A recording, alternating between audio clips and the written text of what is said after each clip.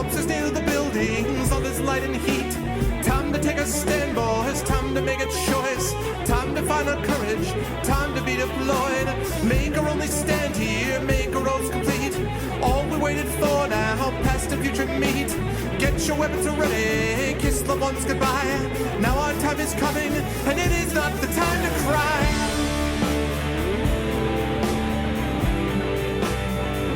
Fight the war. Fight the war.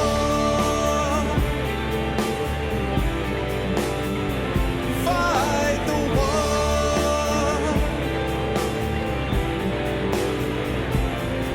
Oh, here's why we're fighting. It's about the fight. Let the writers writing settle wrong from right. In the time of conflict, when the bullets fly, in the space of seconds, a life you cannot buy.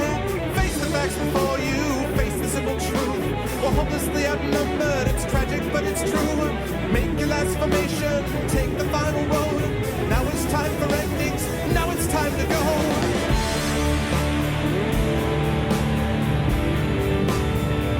Fight the war. Oh, fight the war. Fight the war.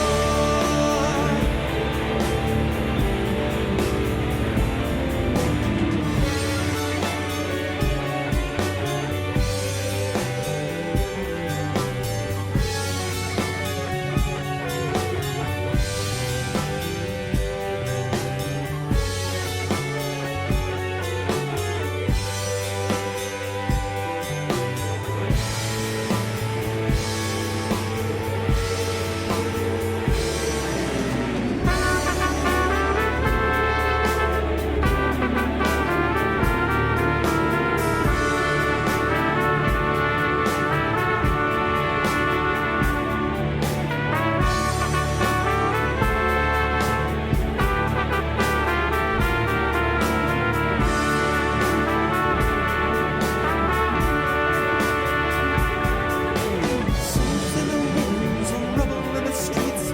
Corpses near the buildings, all this light and heat. Time to take a stand, boys, time to make a choice. Time to find our courage, time to be deployed. Make our only stand here, make our roads complete. All we waited for now, past the future meet. Get your weapons ready, kiss the ones goodbye. Now our time is coming, and it is not the time to cry.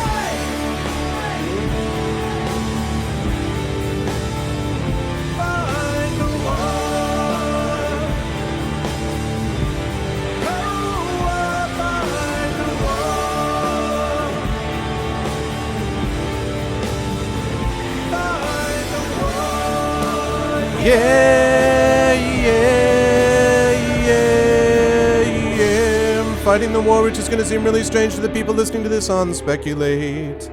What's going on, everyone out there? Welcome, everybody. Hello, Arvanauts. Welcome to a very special Friday night stream. This is February 19th, 2016. A very special stream. And to the Speculate listeners who will be listening to this on audio, I will say up front that this is going to be a little different than what you may be used to because you're not going to have a video feed like the people on my Twitch channel do. But this is the first of hopefully several that we're going to have joint appearances of Speculate and my partner in crime, who I will introduce to you in just a moment, and guests who are related to the writing and narrative field as it is associated with games and game writing. So we will talk a little bit about that in just a minute, but before we get there, I want to thank everyone who is here to begin with. We have a nice turnout to get started, and hopefully that's just going to continue to grow. Before I introduce our guests, I want to welcome everyone in and remind you the ways to support the stream. !CTT will allow you to tweet out the stream to all and sundry. !ARVTube will get you to my YouTube channel where you can check out past broadcasts of the stream.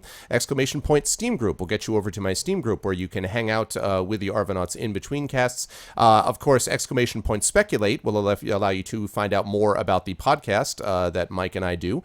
And last but certainly not least, Arvtreon will get you over to my Patreon, which will allow you to make other things like this happen, like this particular event. Now, with that said, and I want to, and as always, of course, I want to say hi to everyone who is here to start out the stream. Hello to Blue, Quickly, Zero Skill, Ten of Clubs, Skiller Zero, River Dusk, Retrograde Tom, Quicksave, Peakity, Fraven, Pelmayan, Orbweaver, Nausicaa Valley, Mano Mercurius, Kilgore, Jedi, Jagtress, Involution, Hippo, Hillness, Henito Kisu, Ekag, E. Parker, DJ Hobie, Colin McComb, about which more in a moment, Classicor, Capoeirist Mike, about which also more in a moment, Bone of Malkav, Arcades, and my incredible mods, Thorg, Shadow Mage, Lego Freak, Kilobyte, and Backburner. Good to see you all here. Thank you all so much for being here. So, this is an appearance that I have been trying to get going for a while now because I have been so excited about this particular game.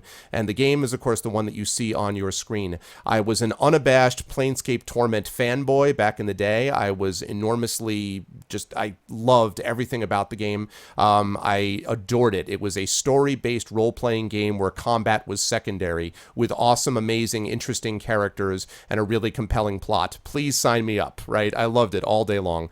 So when I found out that there was a spiritual successor being made to this game, I was even more excited, if possible, for that. And having now seen an early build of this game, having had a chance to play through it, and you guys will have a chance to see some of it as well tonight, I think it was a hype that was well justified. And so what I'm going to do is I'm going to switch us over here. I'm going to get rid of, hold on just a second here. I'm going to get rid of, where's my outro? I'm going to get rid of this. I'm going to get rid of this, and I'm going to turn on this. There we go. Hello, everyone.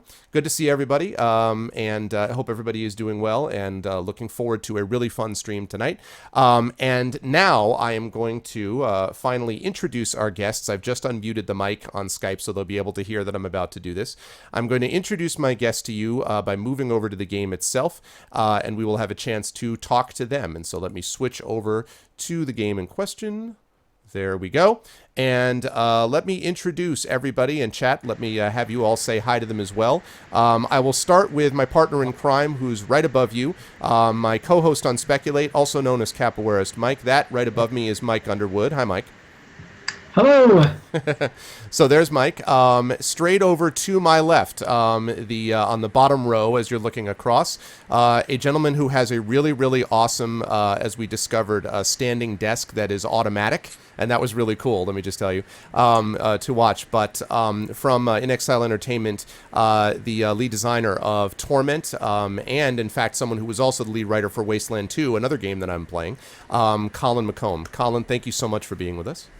It's a pleasure to be here. Thank you. And finally, last but certainly not least, at the top left of your screen, chat, you will see someone that I heard from no less than 3 of you. You were really excited to see because, quote, he made Mask of the Betrayer awesome. And I'm talking, of course, about George Ziets, who is at the top left and is another writer for Torment. George, welcome as well. Very nice to be here, sir. So I want to start, I guess, just quickly, and then of course, we'll have Michael be asking questions as well, and we'll get into a playthrough in just a minute. But I guess I want to ask a little bit about what sort of, for you, defines a Torment universe. Because one of the things that people always say about a game like this is that, you know, Monty basically... It's the ultimate mashup, in a way. It just combines all of these elements and aspects together. But I'm curious for you what you were thinking about when you were considering how do you do a spiritual successor to a game that was as unique as Torment was. And I guess I can throw that to you, Colin, first, and then maybe get your thoughts after that, George. Sure. So way back in the day when we were kicking this around, Adam Heine, our design lead, Kevin Saunders, our former project lead, and I were trying to define what it was that made Planescape, and what it was that made a Torment game. And so we came up with 4 pillars. And that would be a deep, rich personal story as opposed to a, hey, we're going to go out and save the universe from collapsing in on itself. It's going to be a story about you, and really epic things could happen. Right. But in the end, it's not going to be an epic story. Second was that it was going to be in a world that was totally exotic, something totally unlike any other. Third is huge reactivity. And fourth was, George, I've totally just blanked out on number 4. I don't know, man. I wasn't on the Kickstarter campaign, so it's all you, man. Damn it. Well, there are 4 pillars. Fourth was the most important, right? My brain. Yeah, the critically most important pillar. It's the brain melting pillar. I forgot.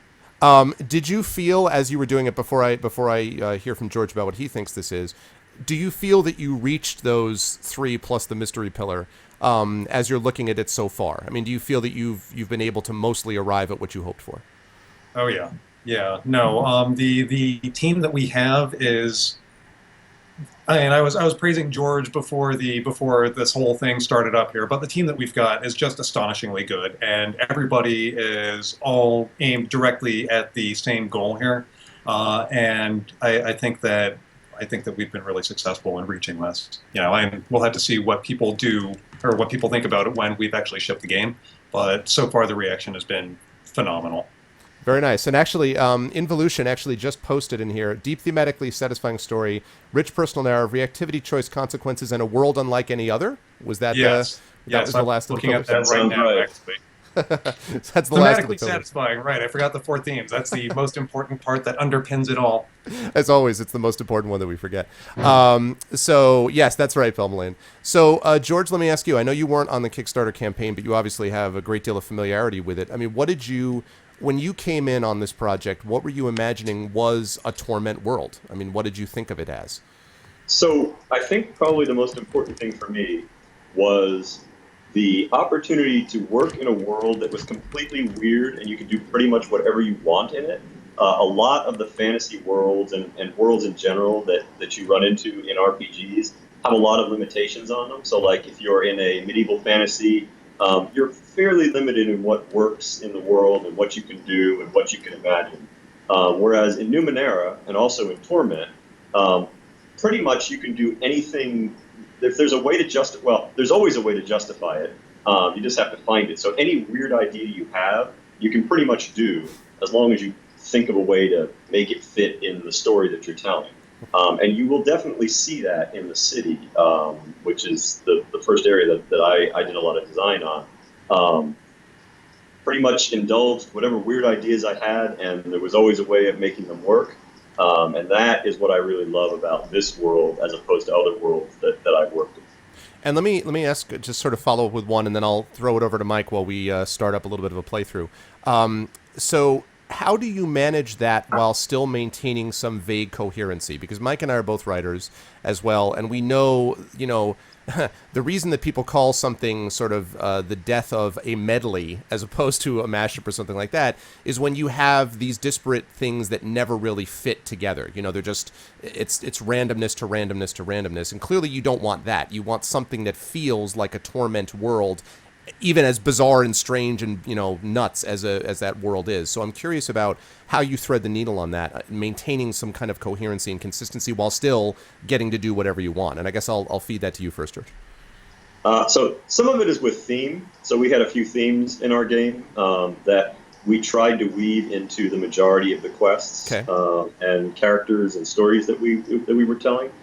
So even some of the side quests that you'll run into, actually a lot of the side quests you'll run into, are actually exploring similar themes to what our main story does. Okay. So that's one way of weaving things together. Another way of weaving things together is there are a lot of points where your story intersects with the weird things that are going on in the world, either like your backstory or as we'll discover in a few minutes when we start playing, your sires, the person that created you, their backstory kind of links in with a lot of the things that are going on in the world. Okay. Or the things that are going on in your immediate story, you can apply, like the abilities and things that you're discovering about yourself, you can apply to these side stories and use them as possible solutions. So there's always sort of ways of weaving the weird side stories into the different things that are already established in the game. Always kind of weaving back on stuff that you've already got in the game is really important in everything that you include. Yeah, that makes a lot of sense. Colin, what are your thoughts about that as having a kind of, in your case, you love your team, but did you have to feel you were herding thematic cats, if that makes sense, while this was going on? No, we had a lot of buy-in from everybody getting into this. We put out a vision doc, about 20-page vision doc, and everybody on the team seemed to snatch at it right away. So our themes were legacy, abandonment, and mystery. And so, the abandonment of of parents abandoning their children, or of civilizations abandoning a world, or of basically anything you can think of with abandonment. That's one of the things that we really wanted to focus on. But our primary theme was legacy, which was, what does one life matter?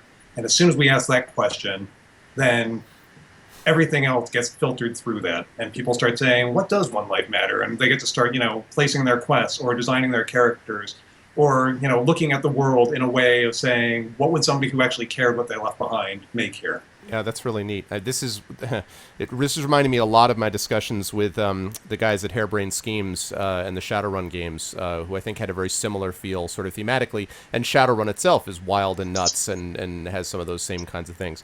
Mike, I can't imagine why you and I would like a game where everything is based initially upon themes and constructing, right? Like, why would we like this? Yeah, that seems very strange to me. That actually, Colin's note about theme first and kind of having the vision document is really interesting, because a lot of the writers I talk to between the podcast and other folks, for many writers, theme comes at the second draft or later, and they write a work and then look at what theme is already there and then try to strengthen it. But for this, it seems like theme was much more of a thesis statement. Colin, could you talk about maybe other projects you've worked on where theme has come in at a different time, and kind of why you and the team chose to foreground with theme? Well, on Wasteland 2, I don't think that we essentially picked the theme right away, or Fallout 2 that I worked on. We didn't really have an overarching theme on that either. And it was, tell a story, make a joke, make some jokes, make the game. But it wasn't really like, okay, this is the story that we're telling, or the story that we are hoping to have you tell with us.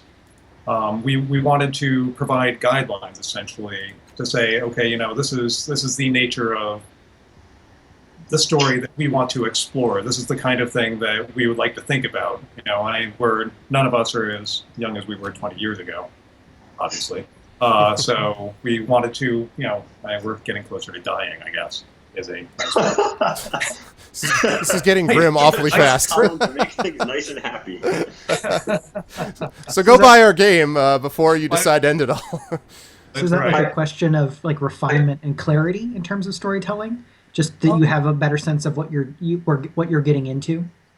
Yeah, I think so. I mean, we didn't want to go in and be scattershot, and then on the second iteration here, be like, okay, so what is the story that we're actually trying to tell here?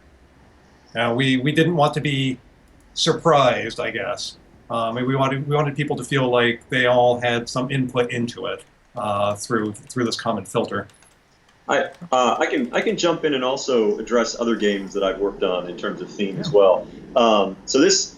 Colin is the lead story guy on this one, but on Master the Betrayer and on a couple other games from Obsidian, I was I was in the Colin role, and it did work differently. So what I did was I sort of came up with the story first, and then the theme kind of arose out of it. But we made certain that the story. That the themes and the story had been figured out before we really started doing a lot of the design of the game. So we still had the themes that we could make everything tie into. So I think that, to me, is the most important part. Whether or not, like, for the particular writer, I think different writers work different ways. And if it works better for a writer like Colin to start with a theme and then get a story out of that, that's great. If it works better for a writer like me to come up with a story and then sort of figure out what themes are coming out of it, that's fine too, just as long as you have those themes figured out before you really just start designing a lot of content. Otherwise, your content's just going to be scattershot. It's going to be a big mess. Yeah, it seems like maybe that's more important to have theme be a part of the conversation, to get everyone bought in on the same level, and making sure that the team is all making the same project as close as you can with multiple minds, kind of imagining a shared space, because this reminds me a lot of creating a world and a story through like tabletop RPGs, where, especially in a game where players play a larger role, the imagined space is created between all the players. And in a large game design situation, it seems like there's a strong degree of that, where there is a final product, and there is kind of a generative engine that's created, as opposed to an emergent play kind of setup with tabletop RPG, where so much of the work in getting a tabletop game to function and to really sing is getting all of the players on the same page. And if you're getting a group of creatives together, it seems like thematic stakes and vision would be one of the really important tasks to sort out before, as you say, you get into the real meat of the design. Yep, I agree. Yeah. One thing I should clarify is that Adam and Kevin and I had talked story stuff initially before writing this whole vision doc as well. Okay. So we kicked around some ideas. We're like, well, so what exactly is it that we're trying to do here?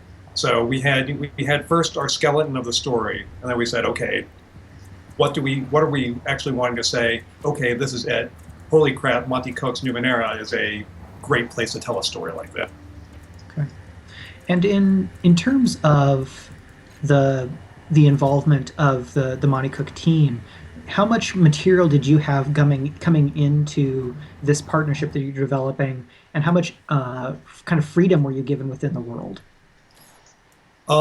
When we talked to Monty, he laid out three possibilities for us, which was one was we could use the Steadfast, which is the main setting for the Ninth World, or the main part of the setting for the Ninth World at the time of publishing, or he could carve out a little space for us, and we could just go nuts in that, or we could take someplace else that would be sort of semi-attached, and we decided that we were going to get the carve out and go nuts, so that if we decide to blow something up, he's not going to be required to treat it as canon. Sure.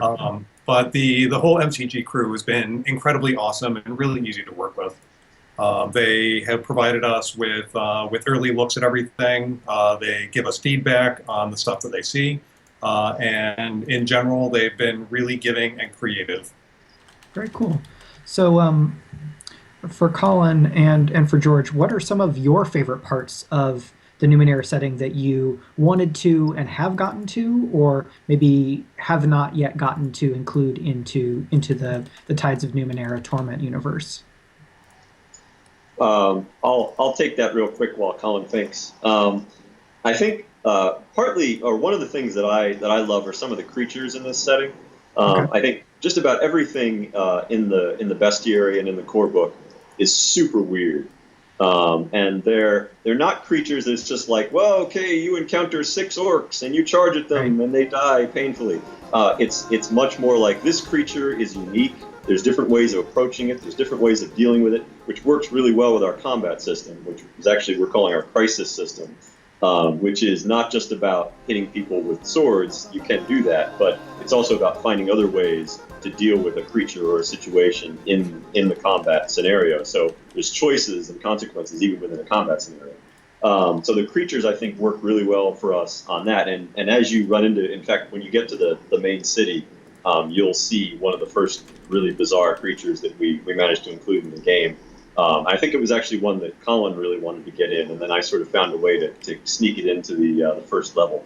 But so I would say creatures, and then just the opportunity to do really strange things. Like you can see on the screen here, I'm looking at the Twitch channel, Yep. and you can see the sort of like vine of, there's like all these hands and stuff kind of coming up out of the bottom of the screen there. I just grabbed one of those and created a mace out of it, apparently.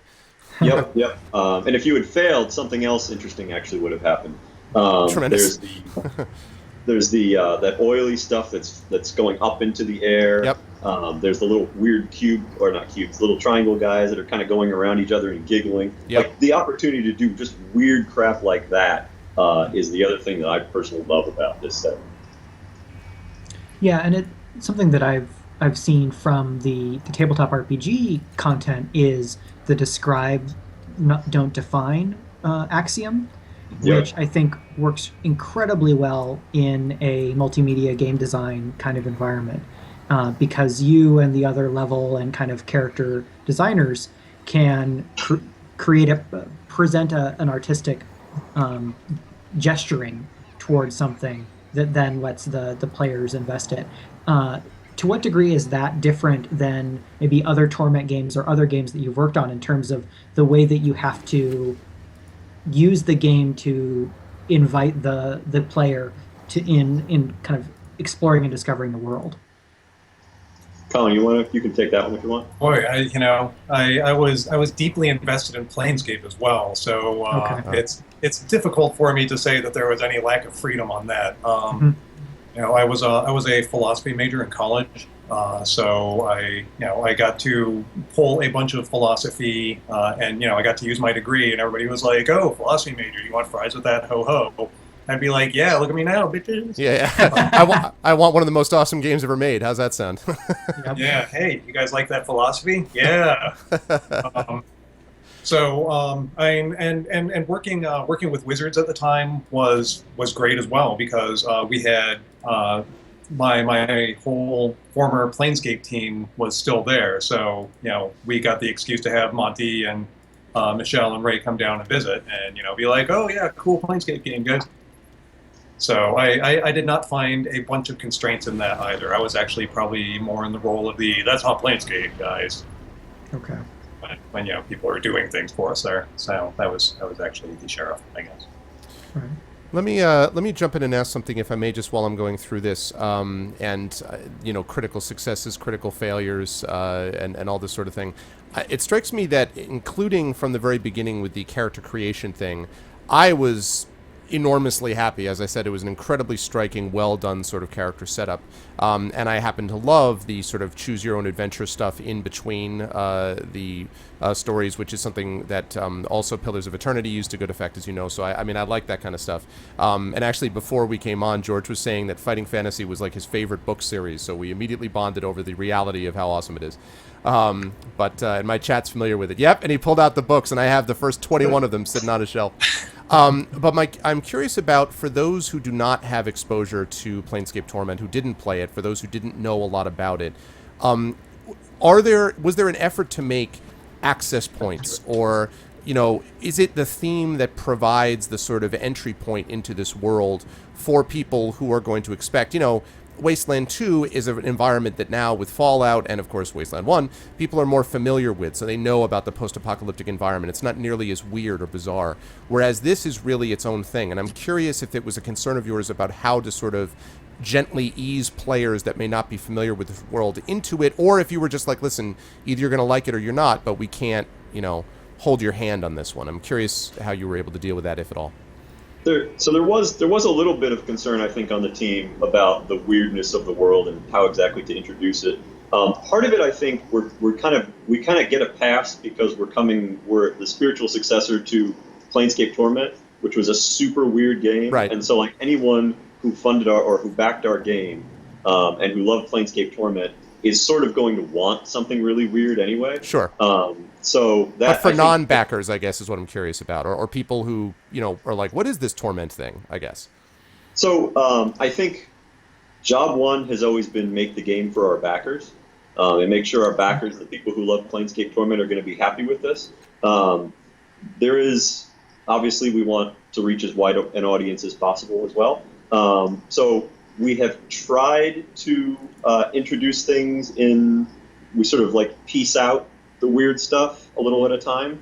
But admittedly, like in this scene right here, you are getting thrown into the deep end. And that was intentional. We're sort of giving you like a sense of this is this really bizarre world with all this bizarre stuff. And then the next scene after this, we actually dial it back a little bit and it's a little bit less weird. So you sort of get like, holy crap, what is this? And then you're like, okay, this is a little more familiar. I'm in a city. There's a lot of weird stuff here. But I kind of have a sense of what this world is and how bizarre this world is. And hopefully that will be enough of an introduction for folks, and they'll kind of get the world that they're in. We kind of throw them in and then pull them out a little bit. So with the fact that you're kind of really embracing the weirdness, on a level design and kind of a visual storytelling level, what has been your process and the process of the team that you're working with in making sure that the player visually can understand which aspects of what they're seeing on screen at any given time are more or less important in terms of interactivity and kind of how any given element feeds into the story? Like we had the trees that make a mace and things like that. Like, what's the process for making that intelligible and accessible for a player? On the area design side, generally, if something is really interesting, and again, right now you're in the what we're looking at is in the super weird scene. But when you get to the next scene, the stuff that seems really interesting that a player would have questions about, would be confused about, would be interested in, we've tried to put examinable text on that. So the player can run around. There's actually a lot of examinables in this world, probably more so than most games I've worked on, where we're like, if there is weird stuff that the player could possibly be interested in, we want to give them something to click on. We want to give them something to interact with. We want to let them do something with that thing, so that they can kind of get a sense of exploring this world, seeing these weird things, being able to figure out what the heck is this. There are some objects in this world where you'll actually bring up what we call scripted interactions, which are essentially just dialogue windows, and the player could do stuff with it, potentially get things out of it. So I think the ability to interact with things is sort of the way we've tried to make this world accessible to the player. Yep, there's that really weird thing there, but it's not just going to sit there and be weird. It's going to be something that you can actually click on and do something with. Right, and because from a design standpoint, that echoes what I see in prose, where in prose, if you give words to something, it's important. So it seems like on a game design level, if something is interactable, it's important, whether it's plot advancing or world exploring. Absolutely. Yeah, that's one of the advantages we have in video games as well, is that if we just don't make something interactable, people can say, okay, good, I don't need to worry about that anymore. Right. Whereas if you put a gun on a mantelpiece in a book, you got to use the gun eventually. Either that or make it a red herring and stab somebody with a knife. But we get away with a lot in with the style of game that we have made and with the style of story that we're telling. Yeah, and I remember seeing, I think it was in a Polygon article that I'll have to see if we can get linked either in the chat or in the show notes, where it was saying that one of the major kind of questions or challenges in video game design was that tabletop games tend to start from the position of you can do anything, like tabletop RPGs, pen and paper, whereas video games are often constructed from the position where, to begin with, you can't do anything, and you have to do more design elements to be able to do more things. So it seems like the Torment Tides of Numenera team has pushed far into more possibilities, which I think fits a more expansible world. How does that impact the way that your kind of time and scheduling and workflow goes if you're pushing yourselves to do that much interactivity? Well, it's a challenge. One thing that we get away with, so like you're talking about pen and paper where you can pretty much do anything. The way we kind of get closer to that is we do a lot of things in text. Right. So in a bigger budget game like an Assassin's Creed or something, like anything that the player is doing, you actually have to see the player do it. Mm-hmm. You'll actually have to have animations and visual effects and all that sort of thing for everything that happens. Whereas in this game, we have a lot of things where it's like you'll interact with an object and we'll talk about weird stuff that you're seeing and weird things that you're doing, and the player is just standing there on screen with the object, and you're not seeing most of what happens. We'll try to accentuate it with sound effects. Sometimes we'll do visual effects for big moments, but we go much more literary and ask for the player to imagine a lot of the things that are happening. So it does feel more like pen and paper than it does maybe one of the bigger budget games. Okay. Yeah, and we do ask a lot more of our players than I think we would if we were a AAA studio. Yep.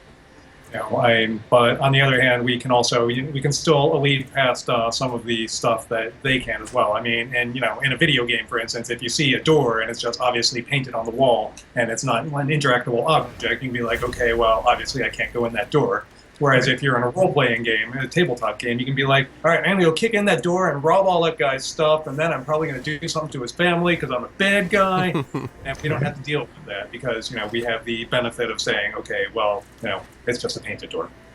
Yeah, every medium has its own syntax, and kind of a player learns to play tabletop RPGs, and a player learns to play video games. And as you said, primarily serving a Planescape Torment-oriented audience, the Kickstarter audience, you have a lot of expectations that are built in, and then you can also meet the Numenera audience. So I think those are both really great assets that you're able to draw upon that I think are deployed well in everything that I've seen here. Well, thank you. A lot of that goes to George. This is part of the reason I'm praising him. He's our man on the inside. But he's responsible for basically, as our lead area guy, he's responsible for interacting with the art team and with the sound team, and also laying all this stuff out and drawing the maps out and making sure that everybody's basically on the same page.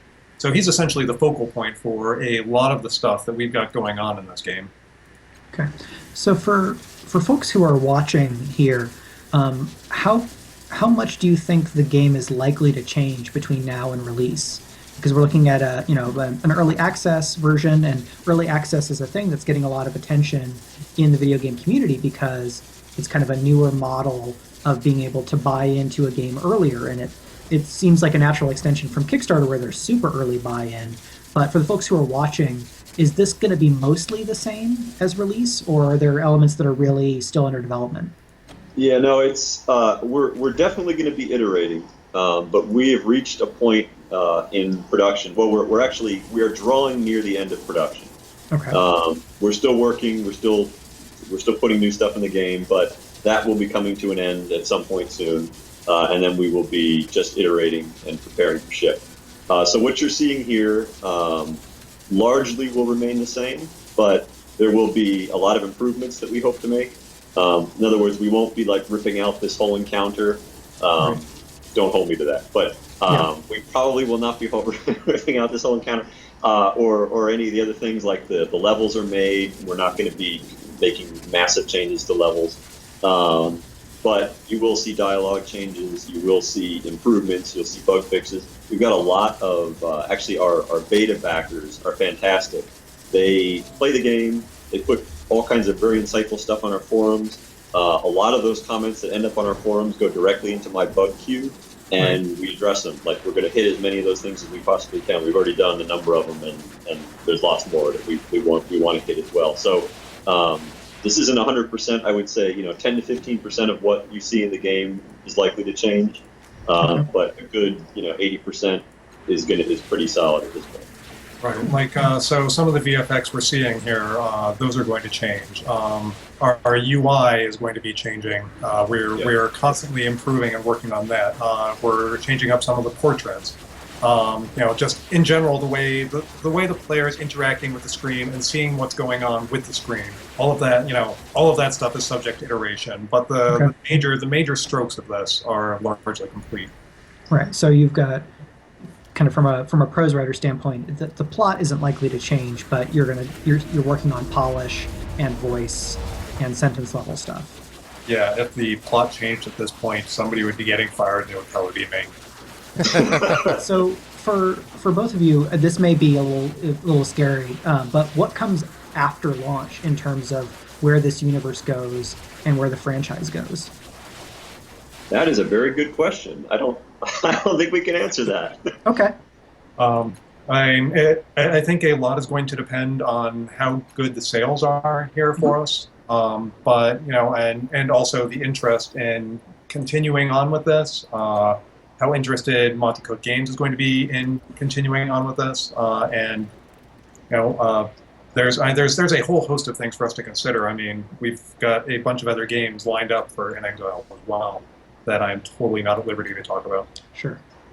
One thing I just was going to point out about the playthrough, by the time my voice hits the screen, you might be past this, but there is right now it looks like you just wiped out that group of guys who came to ambush you. Yeah, I was a little worried about disabling that guy's thing with the bridge stuff, but I managed to make it work somehow. No, that's totally cool. I mean, there's lots of valid ways through this, but I just wanted to point out the guy who ambushed you, Quaro. You made a choice here to kill him, and then there'll be some consequences of that later. Mm-hmm. If he had not died in this encounter, there is a whole plot line with that guy that you could have run into. It's not necessarily better either way, but it's just to point out that in a lot of these things that you'll run into in the game, we've put a lot of effort into the choices and consequences. The scope of the game is probably it certainly is smaller than something like Pillars of Eternity, but we've put a lot of time into making sure that the choices that you make, there are branching pathways and there are very different ways things can turn out, and a lot of these quests kind of all tie together in interesting ways. Yeah, my chat is now giving me grief for having possibly missed a plot line. It was either that, when the guy said surrender and be led off to experimentation, I thought that it wasn't quite how I'd like to roll. But And interestingly, if you could have surrendered, and that would have been a valid way to go too. yeah, so but I'm curious about that part. So if, for example, you don't have to tell me specifically with this guy, will there be situations where you kill someone like that, others will theoretically or could become more favorable towards you because of that action? Or is this a universe in which more likely people are just down on, people who kill other people in general? I'm curious about which direction the choices and consequences go. I think I know what your answer is going to be, but I'm curious because I've heard other people talk about, for example, in Dragon Age Inquisition or some of BioWare's things, where the assumption is they say you can do anything you like. In practice, you're somewhat railroaded in a given direction based on sort of how the mechanics of the game function. Like eventually the game just won't work. You really can't proceed because of the way that things have gone on. So I'm just curious if those consequences often are surprising to you as opposed to just, if I kill this guy, people will be upset about it. It's very contextual. Okay. It's very much based upon the specific circumstance. So in some cases, you'll kill somebody and somebody else will be happy with you, somebody else will be sad with you. In other cases, it won't be about someone being happy or sad with you. It'll just be that some other thing will happen. What we tried to do was really contextualize every situation individually. And no choice. It's not like we have, every time you kill somebody, X is going to happen. It's going to be different every time. Okay. How much drift do you think the end results encompass in terms of, every time there's a choice, you're creating quantum possibilities of different endings and kind of flow of how interactivity happens. Where on a spectrum of maybe Chrono Trigger to something very railroady where there's only one ending, do you think Tides of Numenera ends up being? Boy, we've got multiple endings happening right now.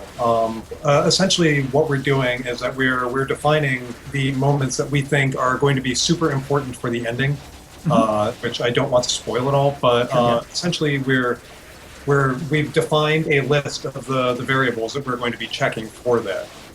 And we're going to be calling those variables and checking to see, and there will be people commenting on and essentially calling you to task for the choices you've made throughout the game. Right. And what you ultimately do with that is, again, another big choice that I am totally not going to spoil.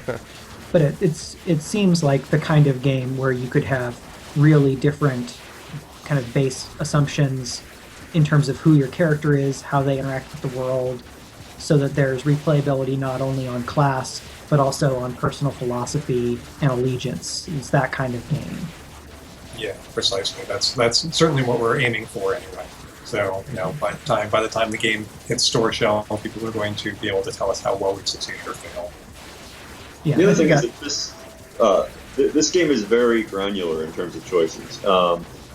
It's not sort of like if you think of like the KOTOR games where you've got like dark side and light side, and it's always sort of like dark side thing, light side thing. This thing is again sort of like each situation is very different.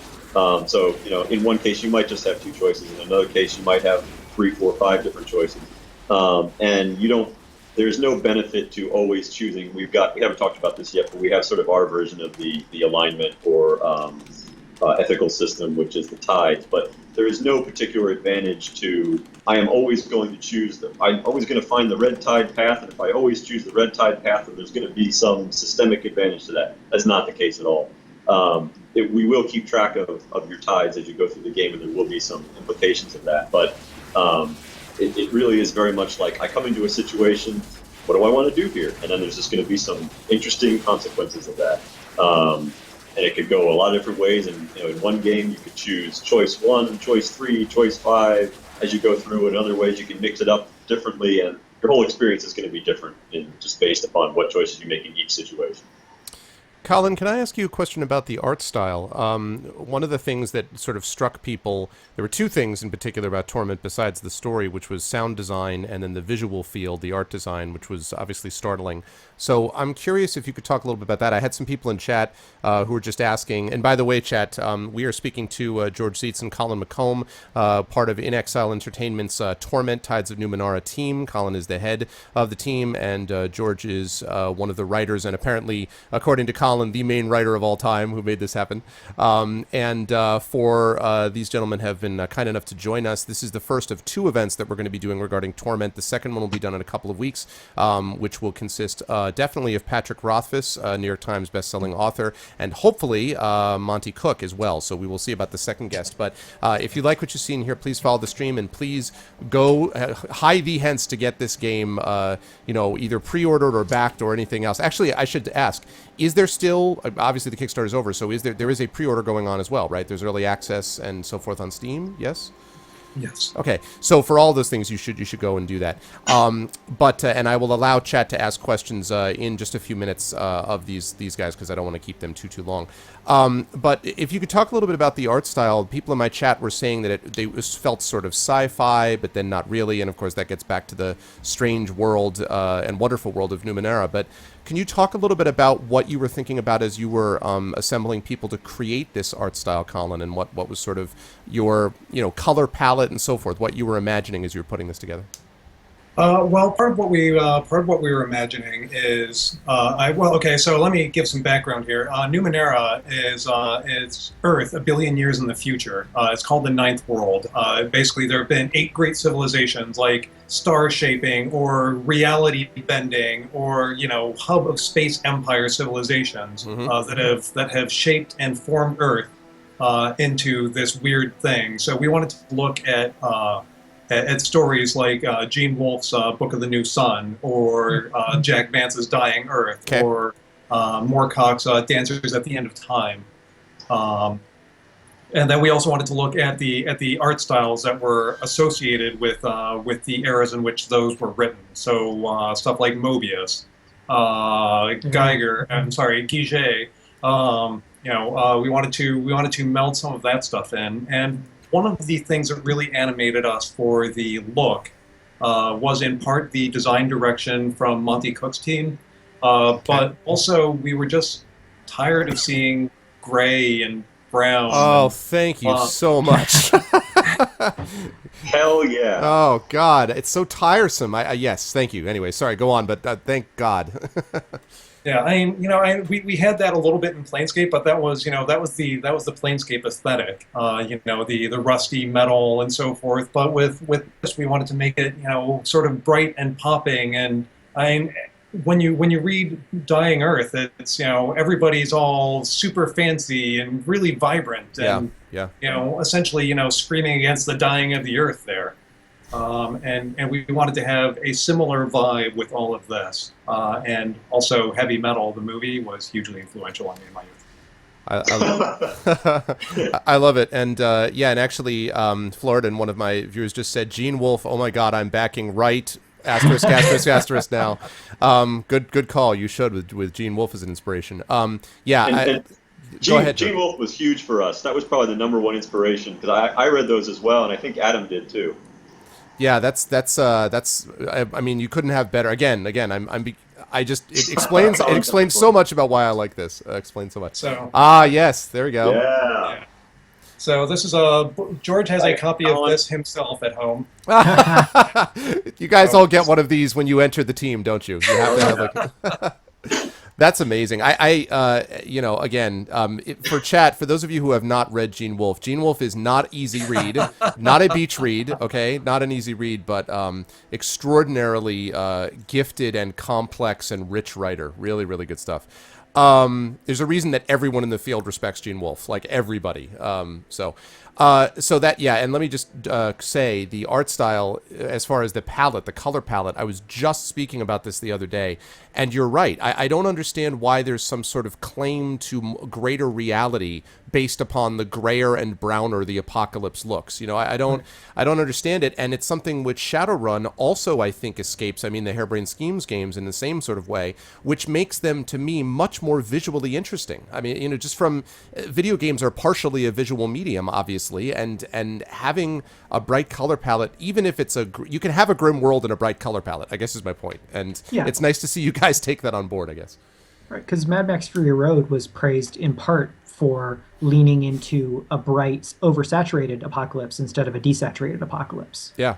And those are all choices. They're not unchallenged assumptions. I've never understood why a lot of apocalyptic games, even like 200-300 years after the apocalypse, is all gray. People are still scavenging old canned goods from dead supermarkets. Like, something else has got to have happened since then. Actually, Fallout New Vegas did a good job with that, where they actually did go sort of like, okay, now we're seeing there's cows and there's plants being grown. So they sort of took a step in that direction. But yeah, that drives me nuts too. Yeah, I think part of it is that it's hard to animate good bushes, or at least it was hard to animate good bushes and trees. So it's like, oh, good, we've got sand and rocks. much easier to handle. One other question from me, and then Mike, I don't know if you have one or two others, and then we should maybe open it up to chat to ask a couple, and we'll pass this along for our Speculate audience as well. So one other question is about the sound design. One of the biggest praises that was made of Planescape Torment was the incredibly good sound design, not just in terms of the, again, the richness of the environment and the great music and all that other stuff, but it was all, in a time when they weren't doing this as much, it was all positional. It faded away as you walked away. It felt very much as if you were within that environment. And as people who are often trying to remind people not only to use the visual field, I'm curious, Colin, what you would say about sort of the sound design and the music and what your principles were there for this. Boy, that's just a small question. Yeah, I it's essentially the same idea. We wanted to have something that would be evocative of the semi-medieval, the semi-medieval straits in which these guys find themselves. I mean, essentially, we're looking at people who have a medieval understanding of the world, living amidst the ruins of mind-bogglingly advanced technology. Yep.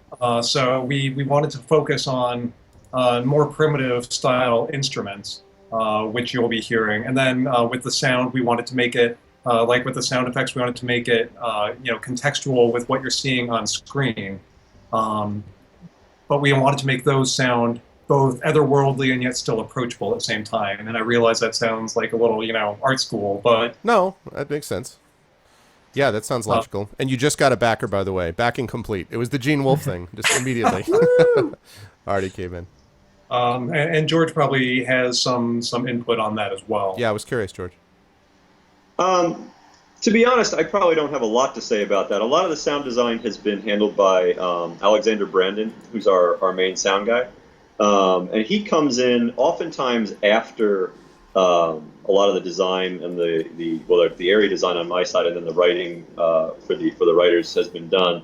Oftentimes we will pick out moments in the game that we feel would profit by interesting, weird sound effects, moments that were done in text, but we feel could benefit from something additional because it's a big moment.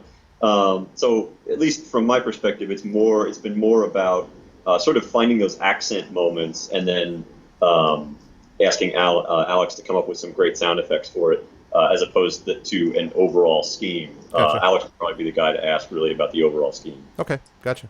Yeah, he's a super smart guy, and he's got a lot of stuff to say about it too. And we can say things like, okay, I'd like something that sounds like a bag of meat slapping on the cobblestones, only surrounded by, glass and flowers. And they'll just dial that up, huh? Yeah. Well, I've got that right here. Mike, you got anything else before I throw it open to chat?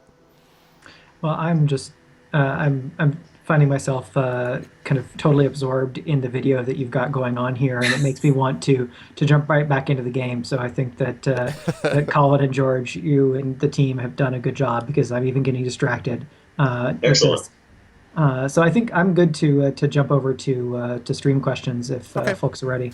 So I believe Shadow put this through, and by the way, we have about 70 people in here so far, which is great. Again, for those of you in chat and those of you listening on Speculate, this is a joint Speculate Twitch channel for Arv and Elleron interview with myself, Greg, also Arv, and Mike Underwood, my co-host, of course, on Speculate, and we are interviewing Colin McComb and George Ziets from InXile Entertainment, talking about Torment, Tides of Numenera, and we have been playing through the game as well as we've been chatting with them. It's really, really fascinating stuff. So, as Shadowed Mage was kind enough to do with that exclamation point questions, I'm going to open this up now. The way this will work is please use the format question. So type question, please, in all caps, and then colon, and then whatever your question is. I will ask as many of these as I can without having to keep them here for the next 6 hours. And also, if questions have been asked and answered, I'll try to sort of pass over that. So now is the time. If you have questions, my pleasure, Floridan.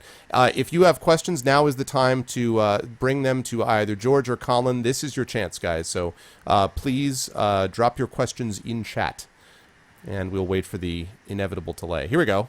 Question: is this world atheistic? No, not really. Yeah, and there's all sorts of people who are involved in belief and so forth, and their belief will shape some of what's happening in the world. As to the question of whether we say that yes, there are literal divine gods running around, we don't answer that. Yeah. There are definitely a lot of people who believe different weird things, though. In fact, you will, if you continue along this scene a little bit, you will find some people who consider you and your sire to be a form of God. Excellent. That's always what I look for in a game myself. Palmalayan asks, question, roughly how long is the game compared to Planescape Torment?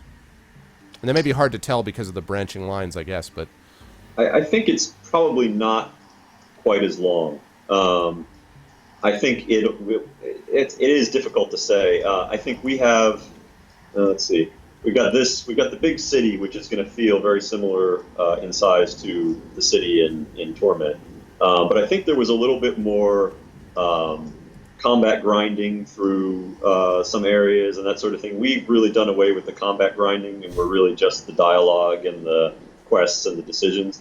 So I think that cuts out a good amount of time out of the game. But in terms of words and dialogue, I think we're about the same or pretty close. Colin, you could probably speak to that better. I think that we actually have more words. That's frightening. Yeah, it is. I'll send you an email about it. I pulled some numbers, and we have a lot of words in this game. There you go. This is exactly what I like. I have a voiceover team, professional voice actors that do a voiceover thing for me on my channel once a month. So they will sink their teeth into this, I think, for sure. Let's see. Humans ask, will maintenance activities like sleeping cause players to inadvertently miss game content? It's funny. I know him. Well, I don't know him personally, but I certainly remember Humans. He's asked questions of us before. So the answer is sort of yes. We have what's called time-based events. So if you sleep, time moves forward and things change in the world. Typically that won't mean you will miss something and nothing will replace it. Usually it means something will happen, and if there was content there that you missed, something else will happen instead. I don't think there are too many cases of I slept and therefore I missed something entirely. If there is anything like that in the game, that is probably high on our list of things we want to get to and address before this thing ships. Okay. And if somebody happens to find some of those, please let us know, because we want to make sure that you're not like, oh, well, I slept twice and I just missed a major quest. That was really awesome. And broke the game. Yes, add it to my bug queue. Yeah. By the way, I love, our nanos inducing him in a hallucinogenic state. In the state he experiences visions, nightmares really. He speaks to the things he sees, his words become flesh as they leave his mouth. We shape the flesh into a human-like form, the death you see beside him. He gestures towards the hideous figure which looks to be made of rotting viscera. As more strands escape his mouth, his death wraps them around him and they slowly crush the life out of him. I don't know how to explain to anyone how, if you haven't played a game like Planescape Torment, how perfectly this fits into something like that. It doesn't work elsewhere, but it's spectacularly rich. Like it's like it's fireworks all the time of that sort of thing, and I love that stuff. That's really good stuff. Okay, let's see. Classicor asks, is there or will there be a tie-in for this game's setting to the greater general Numenera P&P game?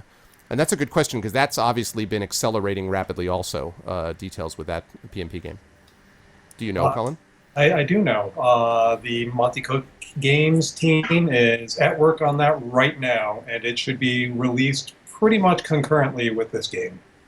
Cool. Awesome. Yeah, there will be a source book that is the Torment source book. Oh, even more awesome. That's great. Floridan asks, question, is the story centered around your character? Oh yeah, 100%. Yeah. Yeah.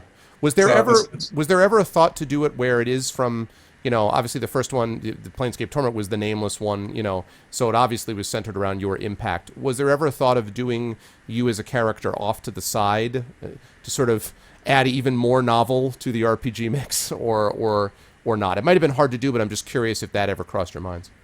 I suppose technically we're also telling the story of the Changing God here as well. Okay. That is coming out. You're on his footsteps through this game, and you're trying to figure out things that are happening. So things are happening to you, and you're uncovering things that have happened in the past. So there is definitely an interplay of multiple stories coming in at your central story. Okay, that's fair enough. Let's see. Nuska asks, questions. Could you speak on other aesthetic or literary influences? I think you mentioned a few of those already. You talked about Gene Wolfe. You talked about Jack Vance, I think. Anything else that you want to bring up as influence, either in literary or, I don't know, artistically or other sort of or game mechanic design things?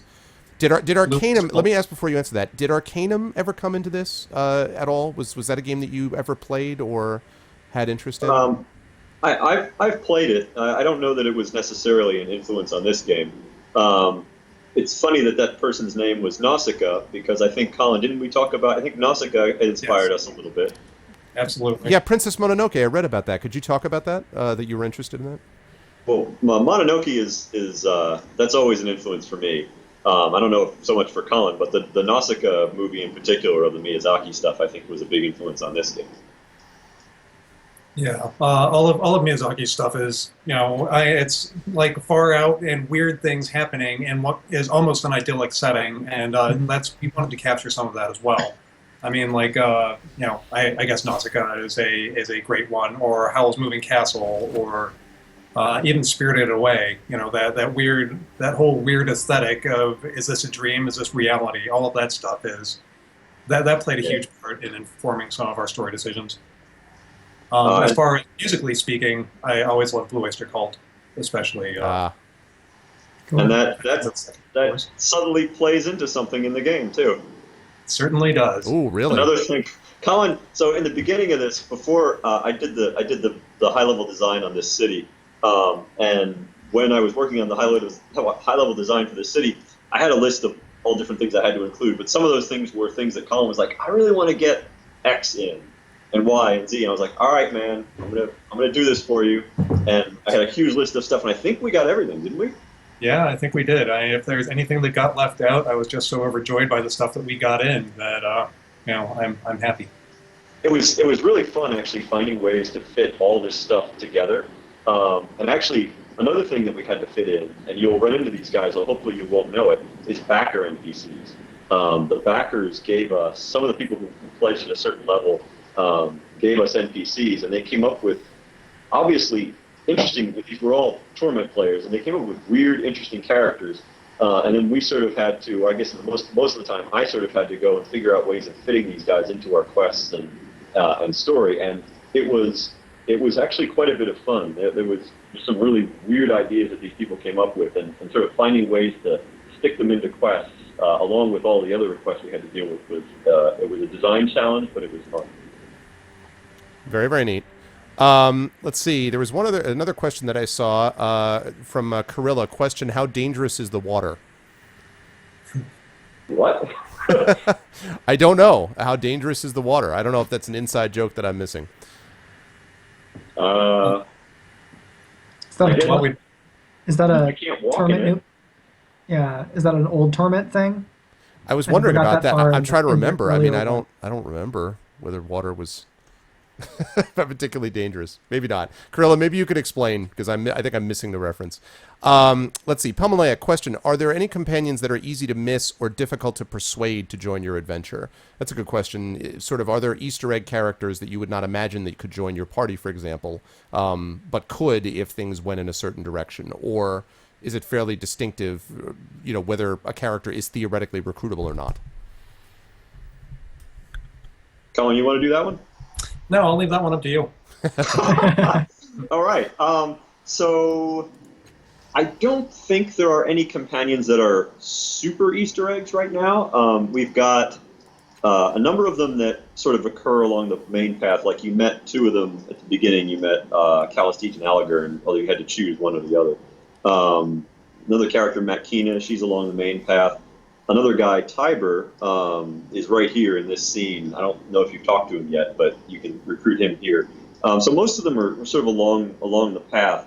There is one that is semi-hidden, but I think most players, especially most players who are relative completionists, as most of our players are, I think will run into it. So I don't think there's, like, I know like Valor in Planescape Torment sort of appeared very late. It's super easy to miss. Yeah, and he was easy to miss. I don't really think we have anybody like that. Partly that was an intentional decision. That was 15, 20 years ago when that game was designed. Since then, I think there's less emphasis on or less interest in sort of like very, very hidden companions that appear very late in the game, and then players really don't get to spend much time with them. Mm-hmm. I think we really wanted to let the players spend as much time with our companions as possible. I believe all of them are accessible from this first city. Okay. One of the things that we actually ran into with Valor was that you run down, you get him, you can possibly recruit him into the party, and then you've got to ditch one of the people you've been hanging out with from the start of the game down there, and you don't get to see them ever again. And that seemed like a pretty sucky thing to do to our players. The other thing is, going off of what Colin just said, most of the time players, once they get past the first zone or so of the game, they have a party, they know how that party works together, and they usually want to stick with that party and see how those characters' stories pan out. Mm-hmm. Unless they really hate a character, they typically won't drop them. So a guy like Valor, I don't know how many people actually picked him. God knows I didn't, because I liked Anna and Fall from Grace and everybody else. So that's another reason not to do that. So for players that are used to kind of maybe the BioWare style of RPGs and companions, how deep are these character stories in terms of being able to dig into their inner lives and their backstories as the main narrative is unfolding? That is a good question. I think that it's pretty deep, but we haven't played through all of their character arcs yet and tested them all super deeply. But it feels to me, in the writing of them, it feels like you really get to know these people and you can change their lives for the better or for the worse. Cool. With Pat's character, you can definitely change her life for the worse, George. Yes, you can. Is this by the way, yes? Just want to point out the creature that's floating there is one of our fun Numenera creatures, and this is the guy that Colin requested, and we found a way to get him in. Oh, very nice, very nice. And there's some interesting things you can do with him that you don't necessarily see right now, but you can uncover. Right now, I'm just trying to get this guy to get past El Ginto. So I'm curious as well. Do you guys anticipate this being a game that will ask for multiple playthroughs, that people will desire to try this on multiple occasions. I understand there's multiple branching paths, but that doesn't always mean that a game sort of sustains a multiple playthrough model. Do you anticipate that's something that people will want to do, or are you simply... Are you presenting kind of you will have your own story, it will be different, it will be interesting depending on who you are, but it's not necessarily a game that you expect to reward, repeated layering playthroughs with different styles and choices and so forth? Our goal is very definitely that people want to play this game again. Okay. We have been writing it so that people want to play it again, not in the same sense of Consortium or Undertale, where it's a persistent play it over and over again. But we do want, we want people to feel welcome coming back here, and in order to do that, we've layered in some stuff that I think people will find really rewarding on their second playthrough or third. Yeah, there's no way you're going to see everything this game has to offer in the first playthrough. Okay. Yeah, it's impossible. There are certain things that you do in this game that will completely preclude other things. I would have assumed as much. And by the way, I'm just going to tell chat: make sure that you get the ability scan thoughts, because it gives you so much extra information that's really, really helpful. It reminds me of the heart from Dishonored. Yeah. That's true, and it's interesting because Dishonored actually I don't want to spoil it. The choose your own adventure part after the character creation reminded me very much of a little bit of the Dishonored universe. Another company that I have enormous admiration for, that world building in that game. Let's see. Jedi Knight asks the question for anyone who... Well, Classicor asks, this will be a quick one. While creating this game, did you ever find yourself giggling suddenly and maniacally in real life, or show any other side effects of note? Oh, yeah. Yes. Absolutely. I figured as much. That'll be a quick one. Yeah, multiple giggles and jokes shared over IM. Jedi Knight questions, for anyone who has not played Planescape Torment like myself, will there be references to that game in this, like event flashbacks or books in game? Not sure if this works before being a spiritual successor to PST. We do have some references, but they're more akin to Easter eggs as opposed to, hey guys, you remember in Planescape when we elbow. It's definitely a lot more like little nods that we throw in at things. Okay, I see. Oh, okay. It was from the depths indigo. The stream water was dangerous. Oh, okay, I see. Let's see. Is Arvinor on the Ranger a companion? No, I don't think Rangers are going to be part of this. Mix. I don't believe. Nope. All right. Well, we'll take one or two more questions from chat, and then I don't want to keep. Although we love having them, but I know that they're busy and probably exhausted. But this is really, really great stuff. So, chat, if you have anything else, now is the time to throw it in our direction. If you have something, as I try to figure out how to get this guy to say something other than talk about El Jinto. Seems I've gained 2 experience. Oh, by the way, El Jinto and Canadu are backer NPCs. Oh, really? Okay. And you never know it. Excellent. That's yes.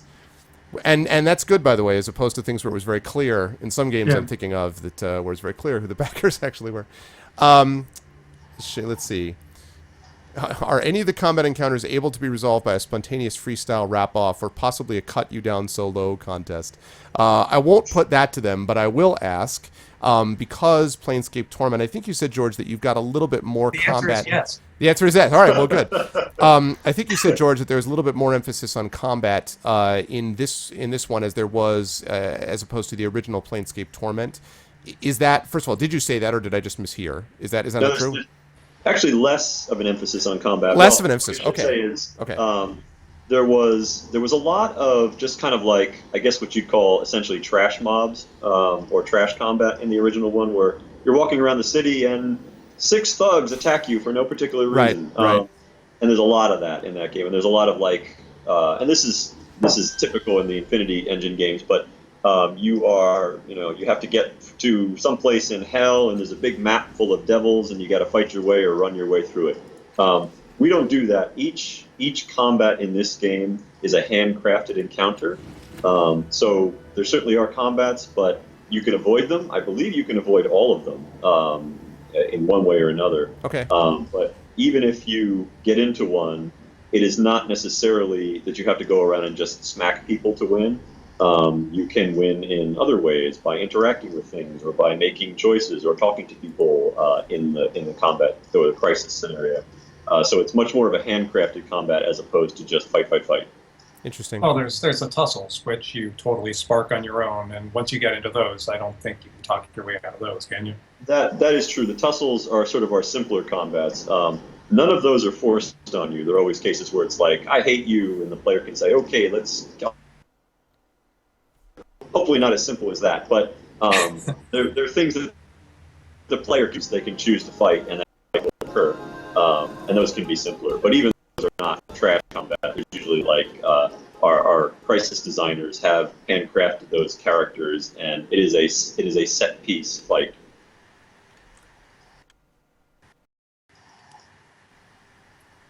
Oh. And is Armin still there? Yeah, I just you guys just froze up. Okay, we're good. There was just a momentary internet hiccup. I think I got most of that. There is a disconnect from my server, so we will reconnect there. That happens on Twitch sometimes, but it will not show up in the video. Yeah, I've seen other streamers having that problem this week. Yeah. I think Mr. Man number 1 has the right advice here. Yeah, Menno is a longtime viewer and a good guy who plays himself off as a troll, so that's a typical comment from him. All right, so we should be back up now, I believe. It's okay, George was about to spoil the ending of the game, Involution says. So there we go. FBI, welcome back. Yeah, sorry about that, guys. Just a server hiccup. Okay, so let's see. I guess we'll try to take one more from here. Let's see. We'll make it 2 more because these are both good, and then we'll sort of close up with you guys. Humans asks, will classes like the Glaive have more opportunities to resolve situations with their primary talent pool? I wanted to ask one that was very clearly someone who's played a fair bit of this, of you guys. So what was the question again? Will they? Oh, I see it there. Will classes like the Glaive have opportunities to resolve situations with their primary talent pool? So if that question is essentially asking, will the Glaive have Glaive abilities, and then they can use those Glaive abilities in quests to resolve those quests, we typically did not get as granular with that with quest resolutions. Mm-hmm. We respond to certainly we respond, or we let you use your might, speed, and intellect stat pool. So if you are really strong in might, there are ways of you can resolve a situation with might. Or speed or intellect. There are certainly a lot of skill-based resolutions to things, or things are easier or harder based upon the skills that you have picked up. Okay. Now, those skills are not class skills. I'm talking about like title affinity or enemesis or persuasion or intimidation. I don't think we did much with class skills, and that is mainly just because there are so many, and at that point, we would never finish writing this game. Okay, that's that very, I think, comprehensive answer. And the other one that Shane asked, which I thought was interesting, was, do some of the PNP mechanics and feel show through, or did you try to eradicate that? I'm hoping for just a smidge of PNP feel. And of course, Planescape Torment had a smidge of D&D feel, more than a smidge of the PNP style. So what would you say to that? I guess either Colin or George. We've really tried to carry the flavor of the mechanics through on purpose, because Numenera is a very storytelling-oriented tabletop game, and we wanted to sort of echo that experience here and remind people that this is not just a visual novel that you're playing; it's also something that you're going to be interacting with and having an effect on and an influence on by using their primary mechanics like edge and pool and effort. And we wanted to reflect all of that. And our design lead, Adam Heine, has, I think, done a pretty good job of getting the mechanics in without making them obtrusive. You'll see, for example, in dialogue, you'll see difficult tasks, which are essentially roles that occur in combat. So, like if you want to try to strangle someone in dialogue, if you want to try to strangle someone in dialogue. It might be a difficult task, say like a might or a speed difficult task, and there will be a failure, a success and failure condition. The game will roll. You'll be able to apply effort if you want to try to succeed with the task, and then the task will succeed and something will happen, or the task will fail and something will happen. So there's a random roll element there. So that is sort of a tabletop tabletop convention there, and then you'll also run into some of the tabletop stuff in our crises. Okay, that's a good response. And I guess the other thing that I wanted, my pleasure, Shane. The last thing I wanted to ask, and Devaldus, that question has basically been asked and answered, but it does put me in mind of one question that I wanted to give to both of these guys, and that is, one of the difficult things when you're dealing with a game that has crowdfunding and crowdsourcing is that the crowd then has very strong opinions about the way that things ought to operate. I talked with Josh Sawyer about this regarding Pillars of Eternity and about having a very active group of people that have very strong opinions and may hang out at a place called RPG Codex that talks about these opinions all the time. So what I'm curious about from you gentlemen is, where do you sort of, what's the sort of through line that you take when you are dealing with feedback from people? Because you said before that you really appreciate the response that you've gotten from the community, and I'm sure that's true. Are there moments where someone asks you for something that you say, this is just not going to fit into the overall vision? Are there moments where you really wish you could do something but doesn't fit into the overall vision? I'm curious about how much of the feedback, I guess, you take on board, and what's your governing principle about what stuff gets absorbed into the mix and what stuff gets taken away? At least for me, I'll let Colin answer. I'm sorry, Colin, did I just jump on you? No, I was going to hem and haw, so it's good that you're jumping in. All right. So one of the things I guess I've learned from working on a number of games now is, if you go on the forums and you see a few people making a particular comment or reacting badly to something, even if they're reacting badly to it and they don't necessarily saying the same thing, that gives you a pretty good sense that other people are going to feel the same way, right? Okay. For every person who posts about it on the forum, there are probably 100 people or more, depending upon the size of your game, who are thinking the same thing. And if there are 5 or 6 people posting about it on the forums, you probably need to address it. Now, people don't always articulate exactly what it is that is bothering them about something. They may just say, I hate this, or they may say, this is crappy because of this, and you sort of sometimes have to dig a little bit deeper and figure out what it really is that they're reacting to. But I absolutely take feedback on forums seriously, and I know you mentioned the RPG Codex. I have been a lurker on the RPG Codex for actually quite a long time, and even though there's a lot of crazy stuff that happens on there, there's actually a lot of really insightful stuff that is, is interspersed throughout all the threads as well. So, that stuff is stuff that we look at, and there are people. We look at our own forums, obviously a heck of a lot, but we look at RPG Codex and other sites like that as well, just to kind of get a general read for how things are being received. Yeah, Colin, what do you think? In general, when getting feedback from a crowd, I tend to fall back on what Stephen King said in On Writing. He said, if you show your book to 10 people and they each say that they hated a different part of it, you've probably got a pretty decent book on your hands. But if 10 of them are saying, okay, this part here is bad, then you can probably figure out that part there is bad and you need to fix it. And it's a lot the same with game development, I think. A lot of times people will prescribe answers for us that aren't necessarily the right thing, but just the fact that they are engaging with us and providing us their opinions on it is valuable for us in, I guess, collating and collecting to find what the actual issue is that's ruining their experience. Well, okay, that's well said. And Lego, I will not ask that question. Let's see. Wait, I have a shard of crystal. Can I use this to? Oh no, but I got 2 experience. Okay. Last one from me. How much does the sort of leveling and experience / gear and loot race play into this one way or the other? My guess is not strongly, but I have picked up already a number of strange objects, and there have been experience things that I've been gaining on the way.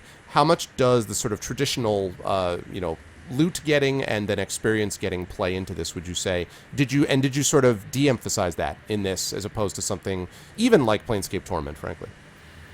The massive acquisition of loot is not something that we really wanted to play up in this, but there are items that will have a significant impact in the game.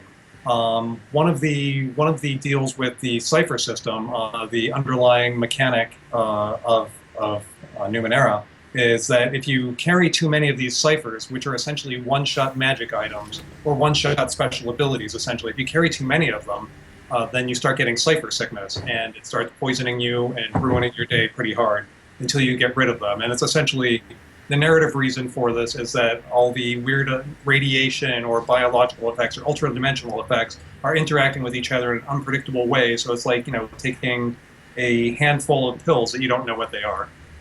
So we say cast them off, but the mechanical reason is it keeps people from hoarding. Okay, and so you come up with both a thematic and a mechanical reason to make it stick. And Shadow, it actually comes up in that book on writing, which is a tremendous book by Stephen King. So that quote does come up, in fact. All right, well, Mike, you have anything else on your end? No, I wanted to thank both George and Colin for coming on. It's been fun. I was a backer on Torment Tides of Numenera, and Cool. Getting to play a little bit of this is very fun, and already being a Numenera fan. So this is at least a trifecta of excitement and inspiration for me. So this has been really fun, and thanks, Greg, for wanting to bring me in as we combine the Speculate and Arvin Eleron empires. Yeah, right. The large, ever-growing empires. I will echo that. Colin and George in chat, can we get some love for both Colin and George? Have done a tremendous job in this. Guys, I have long believed that that games provide an incredible method and medium of art that is often, I think, undervalued. And I think people are beginning to come to terms with that. And this is the kind of game, thus far anyway, that seems to further that. So you've been most kind and generous with your time in this, and thank you both, Colin McComb and George Ziets. You guys have been great. Thank you. Thank you. Thank you so much.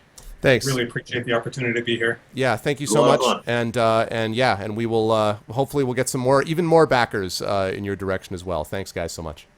Excellent. Thanks. All right, have a good night, Colin, George, and Mike. I will speak to you soon, sir. All right. Talk to you guys. Okay. Bye. Bye. All right, great stuff. So thanks to all of those. That was great, and I really loved that. That was a great experience. And hold on a second whilst I get rid of all of these things and this. And is that all of it? Yes, I think that's all of it. This is great. I'm super excited about this. Chat, what's your feeling so far, chat, about this? I was looking at some of it, but how do people feel about it so far? Because I love every part of this so far. Really I'm a big fan. So I'm curious about what you guys feel about it thus far. And by the way, Parker, if E. Parker is in chat, he's not anymore, but E. Parker is going to be audio editing this down, so I hope he is ready to go when this happens. But what do you guys think so far? I know Skype worked. It did. It did, in fact, work the whole time. It's just so ubiquitous. It's, that continues to be the issue. So ubiquitous. Okay, here we go. Very encouraged. I hear that, Mike. Yeah, it definitely looks like a brand new Torment title that feels about right. Oh, my pleasure, Adaroksu. I am actually not going to sign off yet. I'm actually going to go back and show you guys the character creation.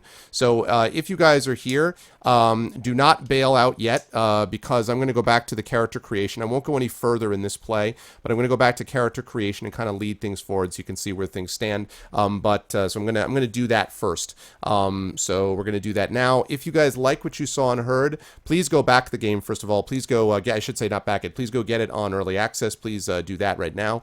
But also, if you have not already done so and you liked what you saw here, please consider following the stream and please consider supporting my Patreon. I saw that we had some people who followed the stream. If you guys liked this and you want to see more events of this kind, that thing right up there is the way to do it. ! Arvtreon is basically the equivalent of my sub button. You can sub for as little as $5 or even less theoretically, but at $5 and above, you get to be part of the Patreon newsletter and you get sort of tied into the loop with the channel. At higher levels, you get epic poems written about you. You eventually get, at the higher levels than that, you get copies of CDs of my band. You get critiques of your writing. This is a writing story and narrative focused channel. So all that stuff is possible if you guys are able to support the channel. It's never a requirement, but it definitely helps. And if we can get the number up to 500 for the Patreon, when we hit that number, I'm going to be playing Wizardry 8, God help me. So that's what we're looking at here. Yes, so why does no one want me to sleep? Character creation. That's right, character creation. Okay, so let me finish with this. I love this. I mean, one of the things that was actually really helpful with having Mike on board, what's the thing that was really helpful was that most of the time when I play a game of this kind and I'm doing an interview, it's, you know, I have to be focusing on chat and I have to be focusing on the interview, so I can't really follow the story. In this particular case, I was in a very different sort of environment because I actually was able to play some of the game and focus on it while Mike was actually handling some of the questions. So it was a little bit different as well. That's it, Dexy, man. And you get more voiceover stuff. That's correct. Okay, so let me jump back to... We got this. Let's get back to the main menu. Let's exit. Yes, I'm sure I wish to exit. Arvern Torture at the $500 mark. Okay, here we go. Character creation. So here we go. We'll start it from the front. And again, one of the things that I'm going to mention, and I'll mention this when I actually get the game, because I'm obviously going to get and play this game. Also, a couple weeks from now, don't forget, we will have another event, which will include Patrick Rothfuss, who did some writing for this game, and hopefully Monty Cook, who is the creator of the Numenera universe.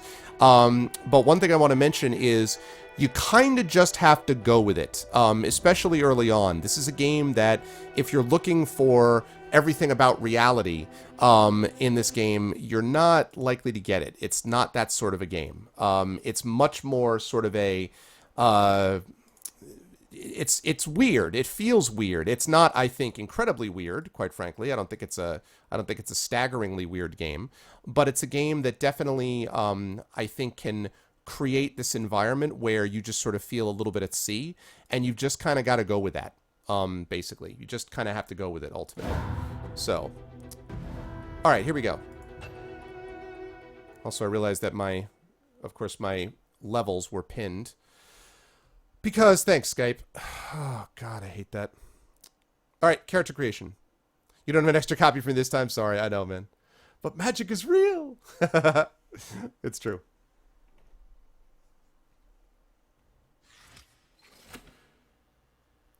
Okay, Torment character system, blah, blah, blah.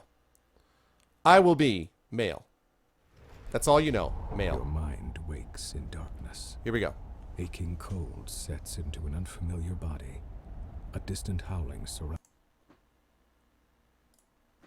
Sorry, guys. Just want to make sure that my levels are all right. Okay. All right, cool. Sorry. Louder with each passing second.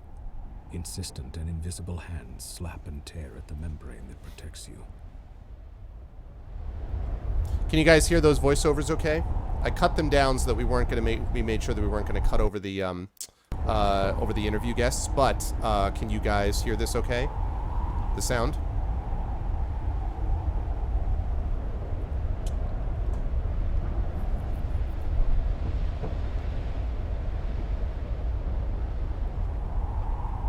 Yeah, the voiceover is tremendous. Sounds fine? Okay, cool. Your first emotion is an involuntary and formless panic.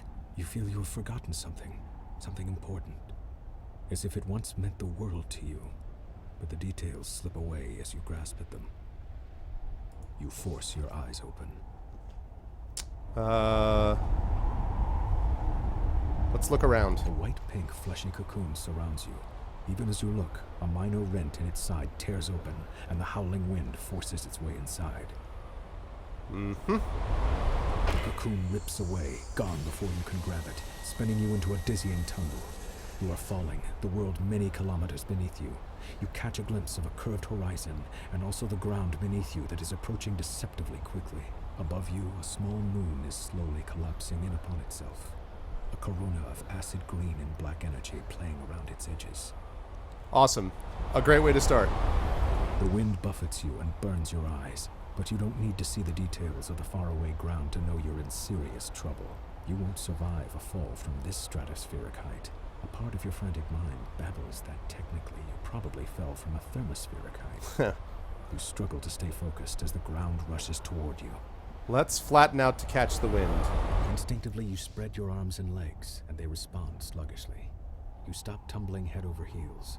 Though you are still spinning laterally, that motion has calmed as well, and you have space to assess your situation, and perhaps to understand the predicament and the body in which you find yourself.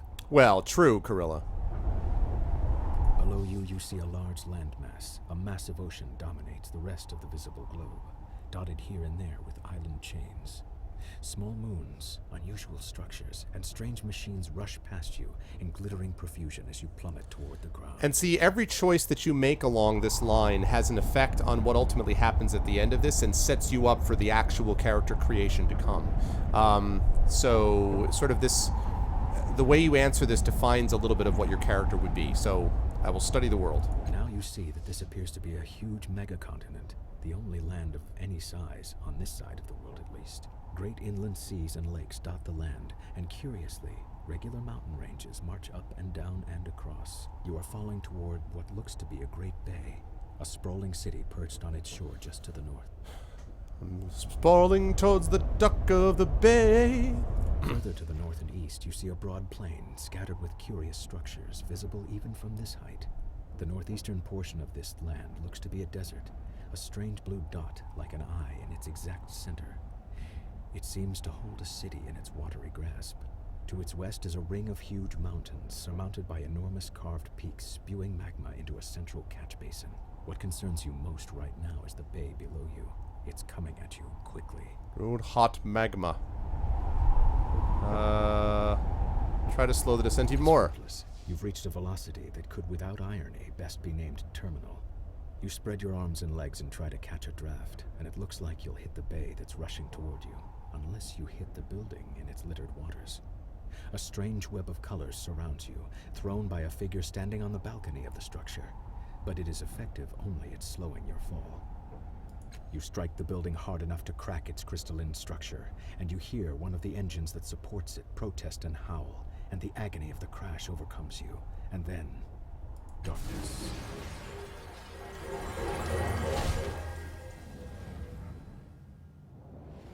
Now it gets weird.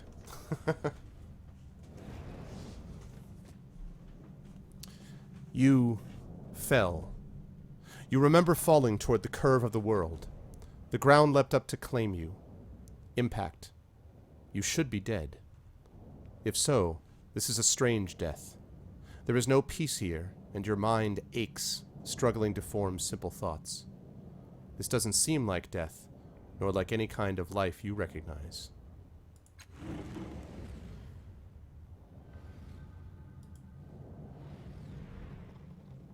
Jumbled thoughts cloud your head as you study the empty bowl before you. Drops of liquid fall from the ceiling, splattering on the ground next to the bowl. The light from every drop is reflected in the bowl's rounded hollow, as if it hungers for that light and needs to be filled. Yet the bowl remains dry. Another drop falls from the ceiling and splashes across the pylons, wasted. Let's examine the bowl. You trace your fingers over the slippery, overlapping scales that spiral up from the bottom of the bowl. The sharp-toothed rim plucks at your skin.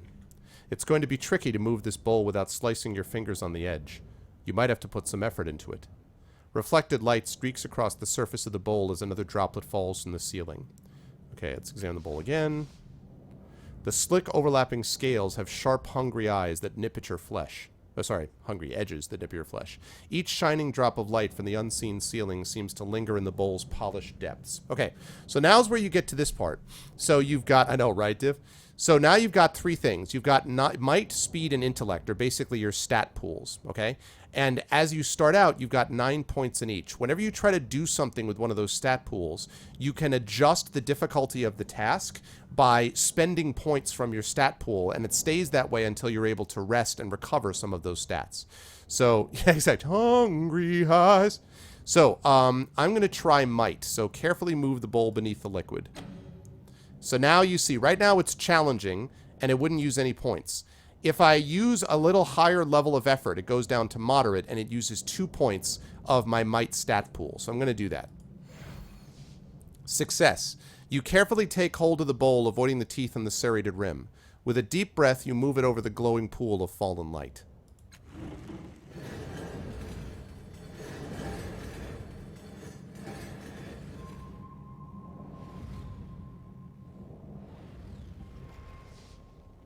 Drop by drop, the bowl fills, ripples spreading over the blurred outline of your reflection.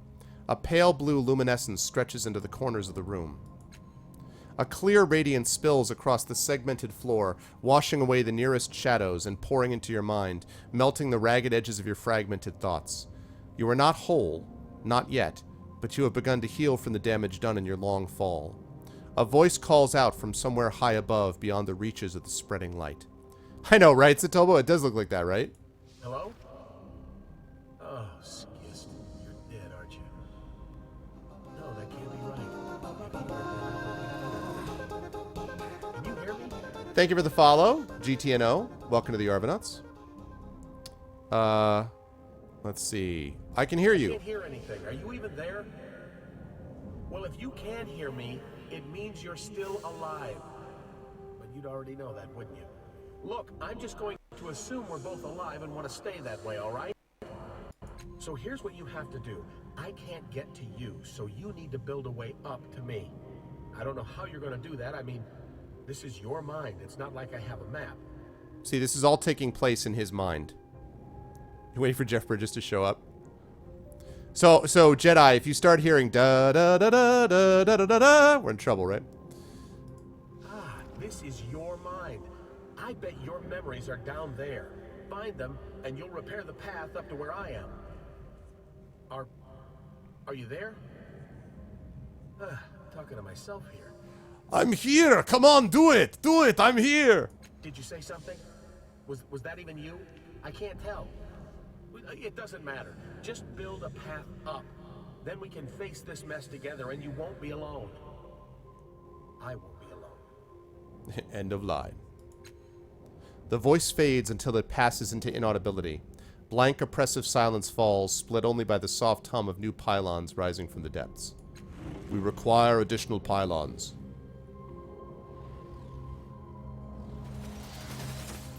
Ah, so cool.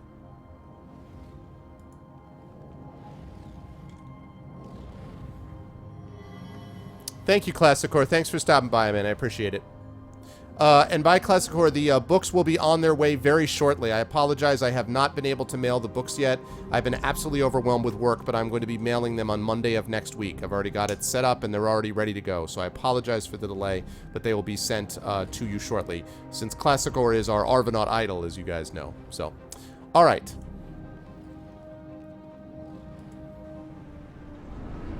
The air thickens with each step you take towards this watery orb, and whispering voices flit across one of the countless aching gaps in your mind. This must be one of the memories you were told to find. Two figures swim down through the orb as though it is a fathomless ocean. One vanishes into the ebony depths before you can study it. The other, a male, seems to be struggling, or perhaps drowning.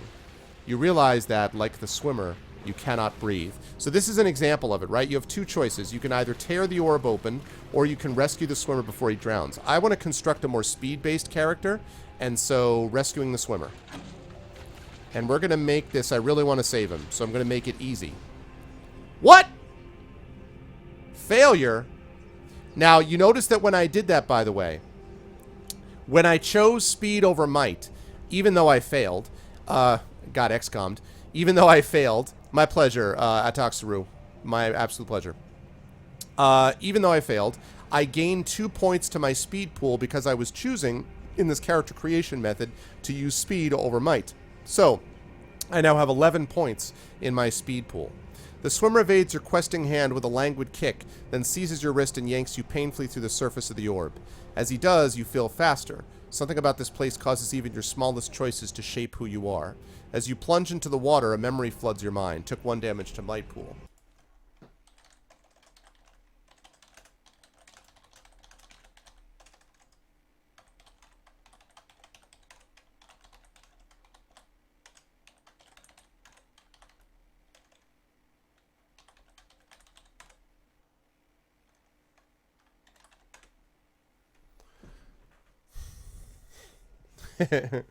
Okay. So, as you plunge into the water, a memory floods your mind. You stand in front of a rusted door. The air is humid and dank. You've had a moment's respite from this waterlogged hell, a bubble of stale air your resting point. You've breathed water before and you've lived decades beneath the waves, but this body's an air breather, and the constant pressure has been crushing you ever so subtly. Worse, your companion's mind seems to be wandering from the task at hand. He's a genius with machines, as you well know, but now he seems distracted. The device in his hands is covered in knobs, wires, and antennae. He believes it can get the two of you through the corroded door, but he's merely staring at it. Perhaps he's lost faith in his invention, but that's hardly your concern. This mission cannot be delayed. It must proceed. So again, these choices will affect your character. You can deceive him by telling him you've heard sounds of pursuit. You can threaten him until he returns to the task at hand. Or, this is taking too long, cast a spell to fix the device yourself. I'm going to do that, because I like the speed spellcasting thing. You mumble a few words, drawing power from the air around you until a solution appears in your mind. You snatch the device from his hands, rewire it, and shove it back at him. "Oh," he says, examining your work. "Sorry, I was trying to improve the thing." He waves the device at the door, and the stale air of your bubble freshens as the door swings open. A dark hallway lies beyond, a passage that links the water-bordered cells and the aquatic viewing areas. What you seek lies there. Well, that's true, Floridan, but the skill, but you get a bonus based upon the points you put into it. So I had reduced that to an easy. It's not routine, but I had reduced it to easy. So still failed despite the ease of the skill check. Moments later, you're underwater again, and your hands are closing around a strange artifact that seems somehow familiar. It hovers above a pedestal, writhing and spinning as if alive. An electric current runs through your fingers as your hand crosses the vertical plane of the pedestal, and an iridescent field coalesces so fast that the wave of pressure dazes you for a moment. The rising pulse of a sonar alarm ripples through the water. The guards won't be far behind. So you can run, you can come back for it, they won't be able to protect it forever. Disable the sonar pulse, or use a device to stop them, one of the ciphers in your belt. Let's disable the sonar pulse. You focus on the cloudy base of the pedestal. Your fingers instinctively find the control panel for the jeweled force field, almost as if you had built it in the first place. You remove it, casting it to the side, and you reach inside to deactivate the crystals that power both the pulse and the pedestal. As you remove them, a scaly hand falls on your shoulder. Your head whips around, and you see only the inky blackness of a Piscine eye. The memory begins to fade as if you were being drawn backward through a tunnel, and you hear more pylons rising from the pit.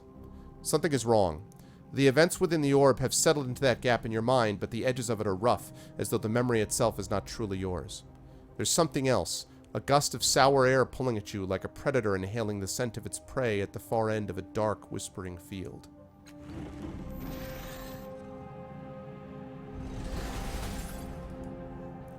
And so you're literally constructing more parts of your mind as you go through.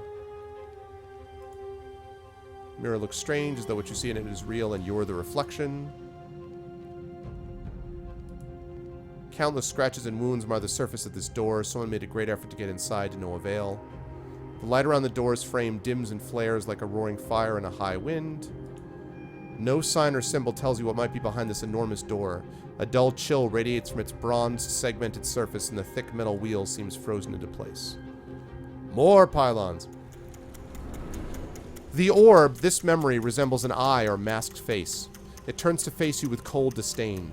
Mechanisms spin and mesh beneath the gleaming surface, and an ominous ticking begins, getting faster and faster. Also, Protoss, best StarCraft race, just saying. For Adun, two cold facts emerge from the mental gap this memory once occupied. The ticking does indeed mean that the device will soon explode, and you have no one to blame but yourself. The trap is yours, built to protect the memory within.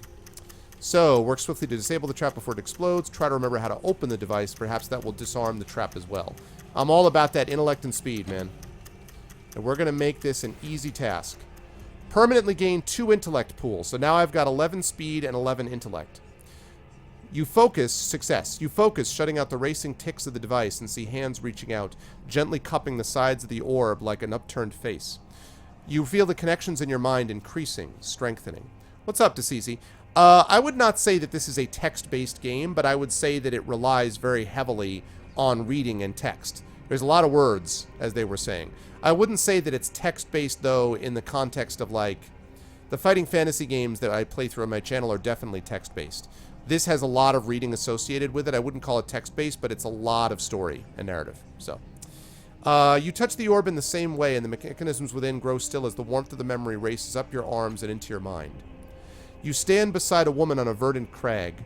Beneath the two of you is a broad declivity, a flat-bottomed bowl riven by a wide chasm. Moss-covered arches provide natural ingress and egress for the light, and a broad golden disc gleams up from the floor of the valley. Your self-aware humanoid machines drill into the base of the cliffs below. If you were looking for a sanctuary, and you were, desperately, this seems like the right place. I don't know about this, the woman says, her voice flat, neutral. Her face is turned away from you.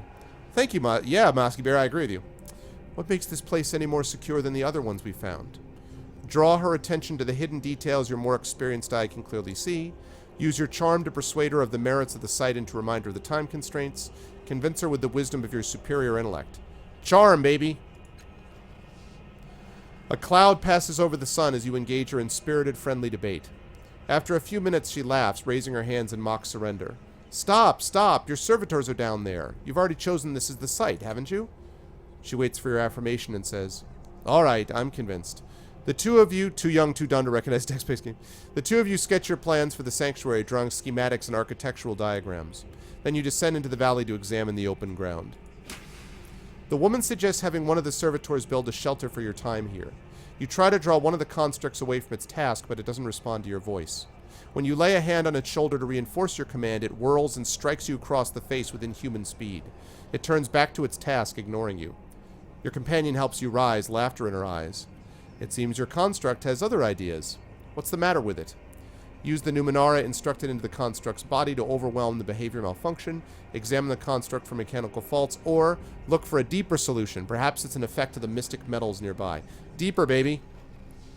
A fog oozes into the valley as you wrap a fiber-shielding mesh around the construct's skull.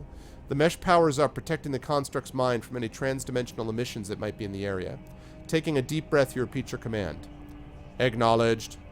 It obediently trundles to the site of your new shelter. The image freezes, then fades, and you feel the memory filling the gap in your mind, blocked by jagged block. You stagger, clutching your head. The spectral voice didn't warn you that reclaiming your memories would hurt so much. And once more, there's something else. Hairs lift one by one in the back of your neck. Something beyond this room can sense what you are doing, and is hunting you.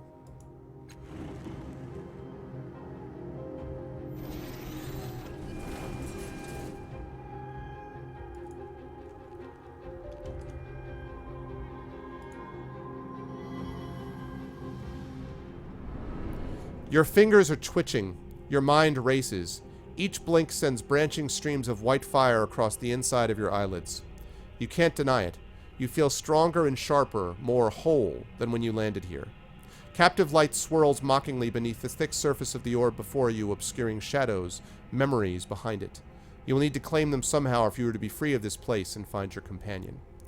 So, coax the shadows to the front of the glass. You can see them or crack the orb with your fists. Let's go with intellect.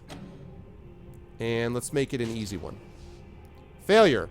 You shout at the orb. I gain 2 intellect. So that's good. So I'm up to 13 intellect. You shout at the orb until the hulking shadow strides to the surface of the glass into the light. It is a hideous creature, a giant, and it is grinning. Its blood-stained claws leap through the surface of the glass and close over your head. Even in the attempt, you feel your confidence growing, and a memory rises in the crushing darkness. Took 1 damage to Might Pool. A vision of a city springs up around you. Your city in flames and under attack. Her defenders have fought and died all day, and still the attackers keep coming. They fight as if your destruction were demanded of them. They care nothing for mercy, surrender, or plunder. What they want is blood. But you have brought a keen-eyed companion to the top of the tower. She has seen the ways to stop the invaders. You need to get her to safety, and you need to rally your defenders. But even as you turn toward the door of the tower, 2 of the attackers descend from a hovering machine. You don't have time to strike at them before they land. One is brutishly large, his weapon a vibrating axe. The other is slim, sheathed in glassy armor and holding a hilt with a sizzling invisible blade. Your companion backs away. She's too young to help. Your enemies advance single file, confined by the parapet. Hey, what's up, Heimdall Plays? Yeah, I mean, I would say that it's not necessarily for everyone, although I do think that it's for more people than you might think. I think sometimes you kind of have to just... You got to give the game like a half hour and just kind of let it work, is what I often find, so... Okay, so, trade blows with the giant. You can handle it for at least a strike or 2. That's might, no. Duck under the giant's swing, attack before he can strike. That's possible. or fight defensively and figure out who presents the greater threat. Let's fight defensively. The memory seems crystal clear. The giant is menacing, it's true, but the invisible blade of his companion is more worrisome still.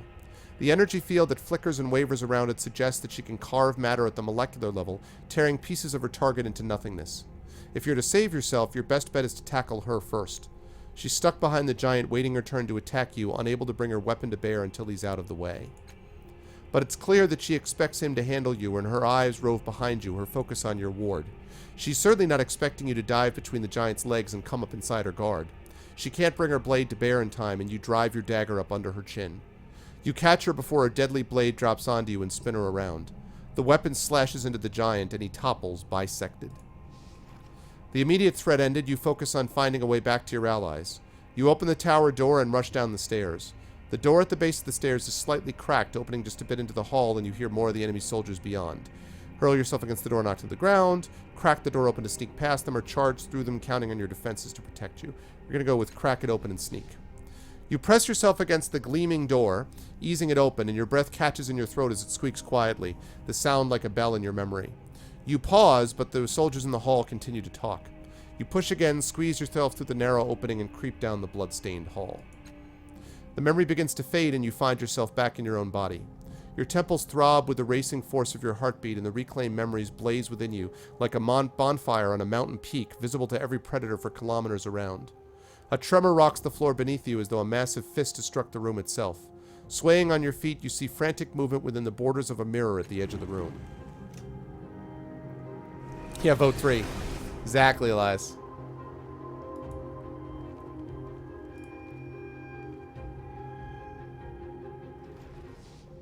The border of this mirror is lavishly decorated with a dizzying number of interlocked symbols. Daggers, masks, paintbrushes, amulets, and more, but that's nothing compared to what you see in the glass.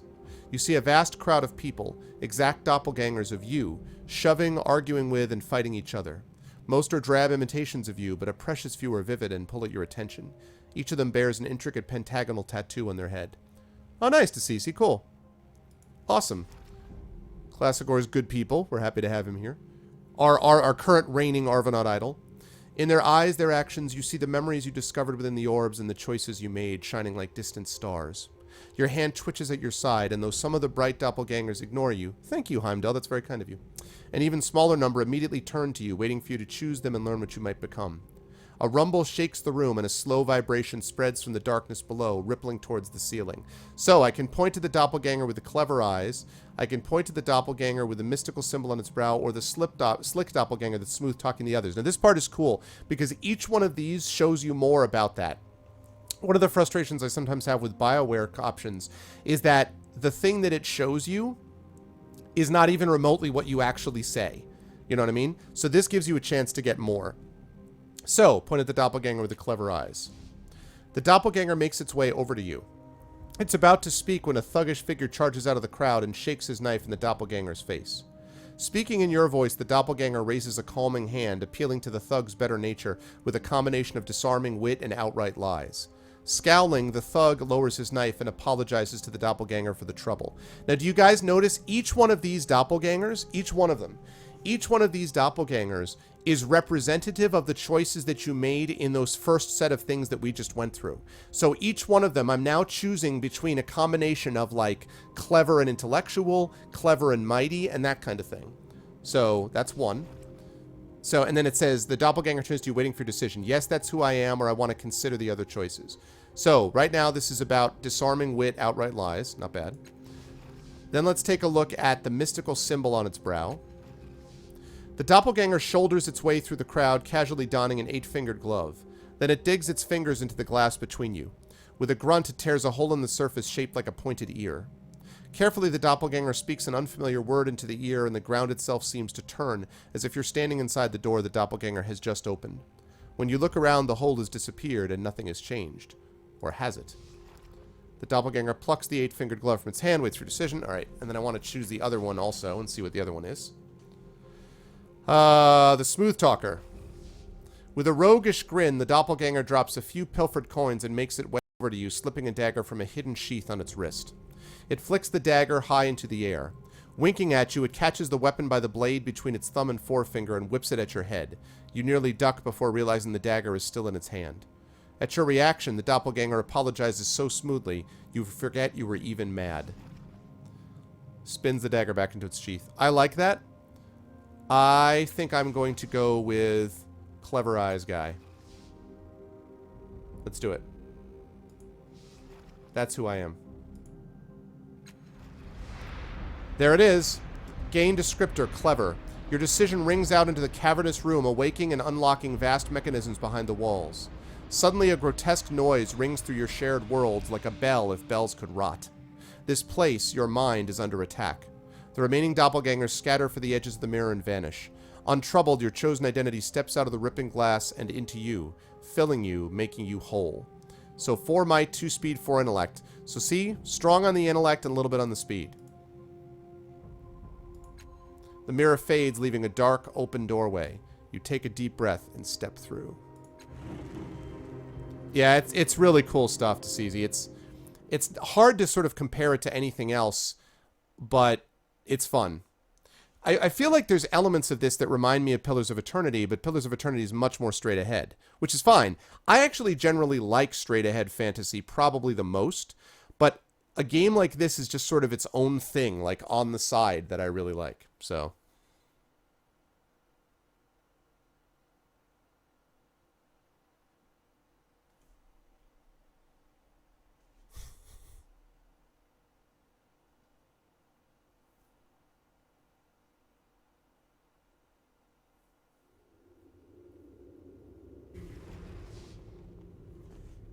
the pinprick of light you followed in the dark passage suddenly opens wide. There is no sense of transition. Div. One step you were in the dark, the next you were here. You're in some kind of mystic laboratory. Machines gleam all around you, seemingly incomprehensible data swirling around them like motes of light. 5 large tanks stand out, each one containing a different shadowy form, none of them human. A spectral figure stands in front of you. Exactly, Jedi. Exactly. Everything about the Spectre seems dreamlike. He's a hazy silhouette of green glass smoke, wearing stylish, well-cut clothes. His jade eyes are fixed on you. His handsome, bearded face seems hauntingly familiar, though to the best of your recollection you've never seen him before. He claps you warmly on the shoulders. Okay. I was wondering if he was voice acting it. Skist, you made it! Listen, I know you got a dozen questions, but we're not through the worst yet. You must have heard that thing digging in your mind by now, yeah? Well, it's on its way. I think we have a chance at surviving using these machines. That's why we're here. But you have to attune yourself to the tides. It's a process that, well, it's hard to explain, but I'll walk you through it. Who are you?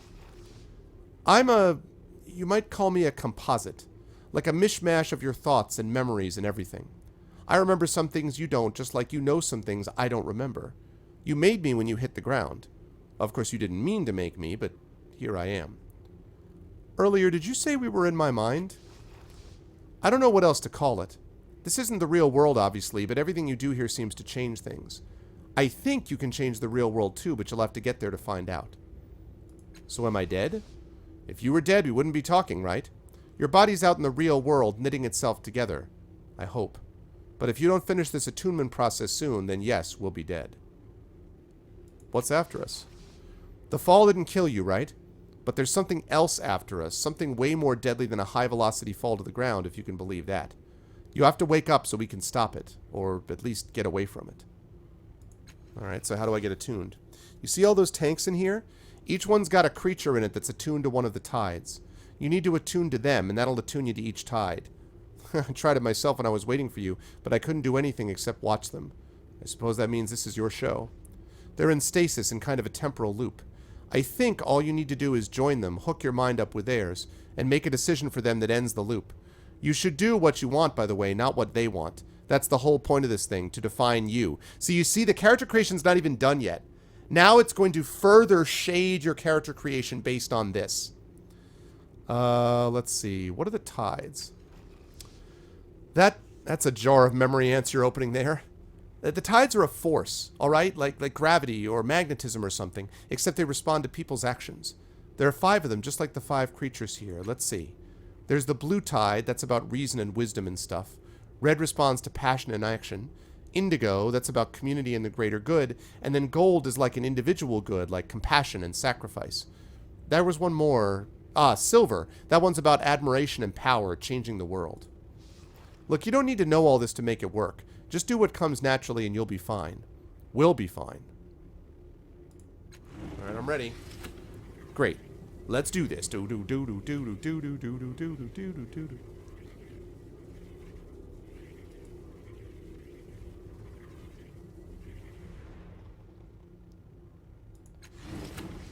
Let's go here. What? Oh.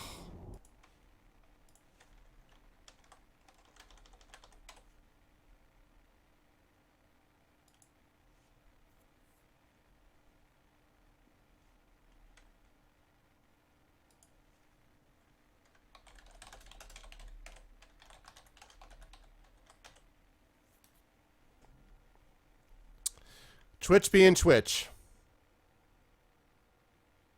Twitch being Twitch. Fun with server time. Server joy time. Server fun time. My gosh. Yeah. I know, I must be a new streamer. Yes, exactly, Benno. Thank you, Garrett. Thank you. Thank goodness someone gave me some so goods. Okay, at first this tank appears to contain a dense, jumbled mass of sharp-edged onyx. It's only when a cluster of eyes flickers beneath a slick membrane that you realize you're looking upon the oily carapace of a huge insect. On a chalsik, your memory whispers, compressed into a tiny space. A flood of bubbles rises from the bottom of the tank, bearing you with them into the depths of the creature's mind, seeing what it sees.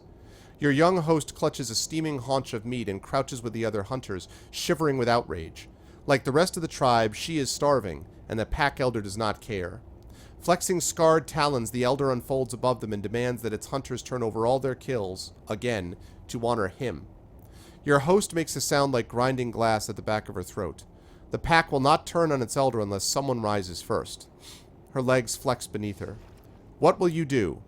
So you can examine the Nachalsik, you can convince it to reason with the pack elder, goad your host into attacking a larger, stronger creature, allow the Nachalsik to rally your pack against the elder, calm your host, tell her to give the elder Nachalsik what he wants, make the Nachalsik confront and intimidate the elder. So let's examine the Nachalsik. Designate. Your own voice speaks in the back of your mind just above a murmur.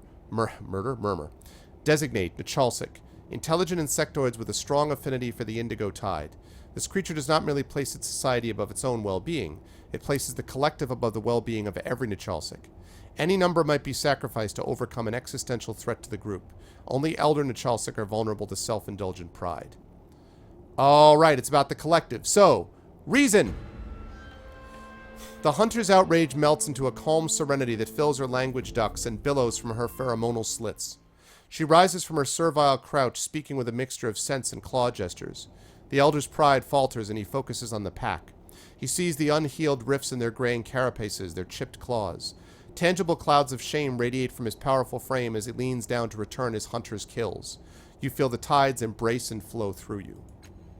Back in the strange laboratory, 5 hulking, smoky creatures bound onto the platform, sucking at the air with crackling snarls. The sour dread in your gut recognizes them for what they are, hands of the being that hunted you while you regained your memories, fragments of the sorrow. 4 of them lunge into the machines connected to the remaining tanks, wreaking chaos in their delicate innards. The 5th fragment focuses its eyeless gaze on you and your ally.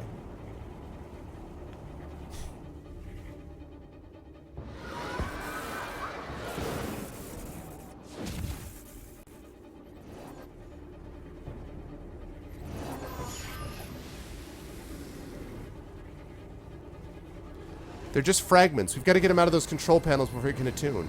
Here, this should protect you. I'll be fine. Yeah, I'll be fine.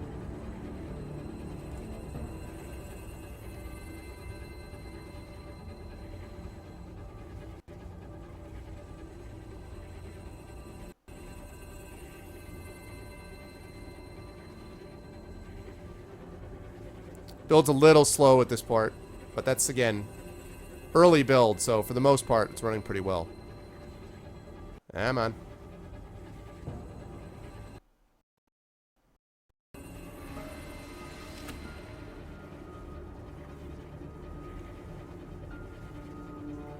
Can't use these tanks, but I can keep the monsters off you. Okay.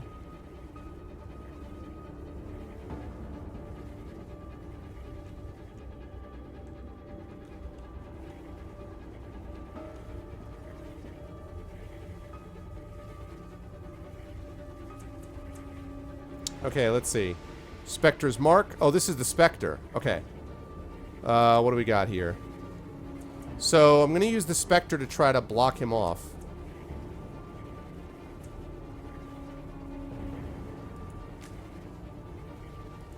Zap. Stunned.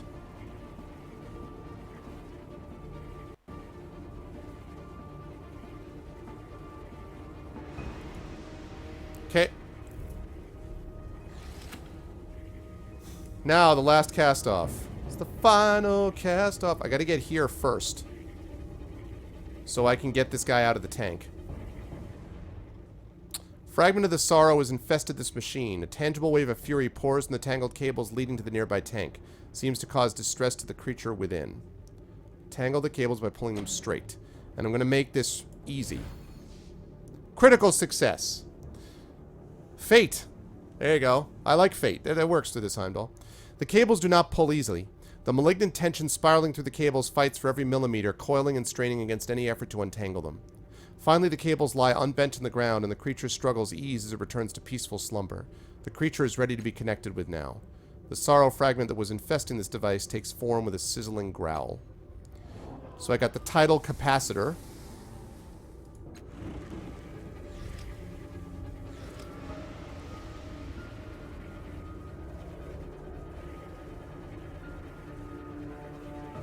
Okay, he's charging up, so I probably need to get out of that area that's causing me to charge up.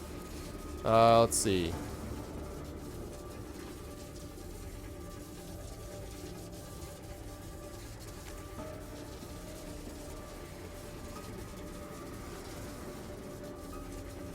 Okay, and then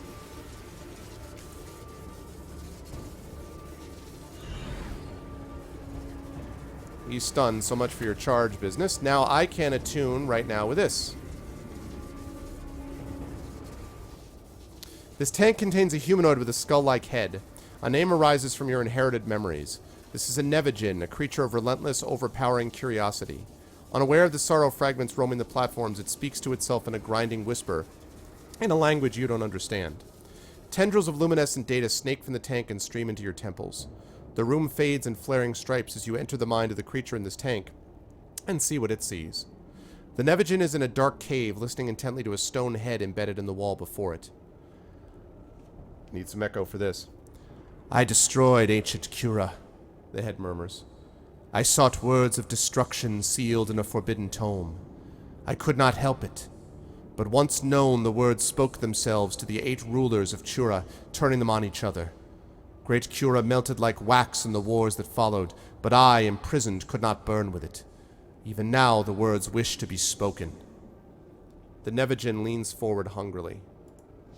What will you do? Examine the Nevigin. Let's do that first.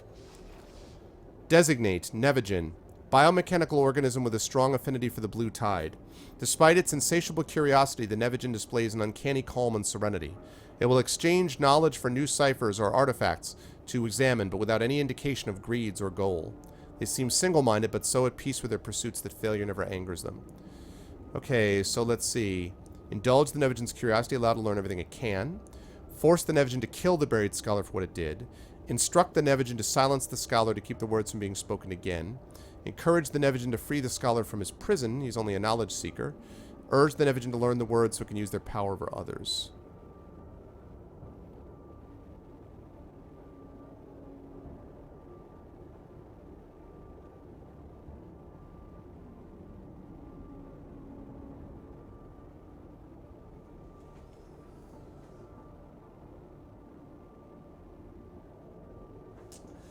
I'm choosing between 4 and 5. Either instruct the Nevigin to silence the scholar or encourage him to free him from his prison.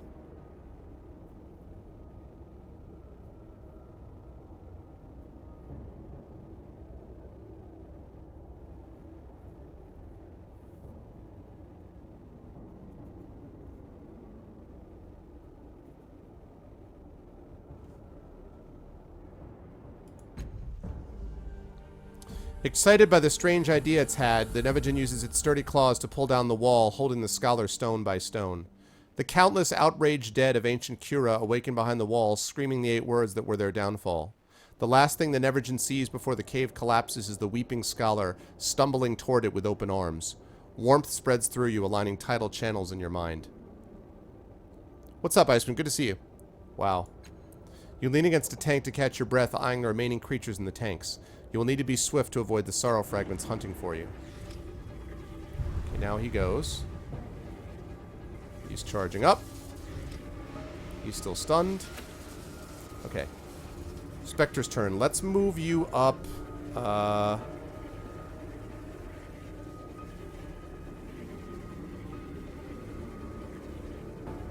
want the Spectre moved up here because I want him to be in a position where he can do something.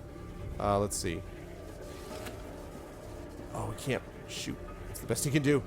Alrighty then.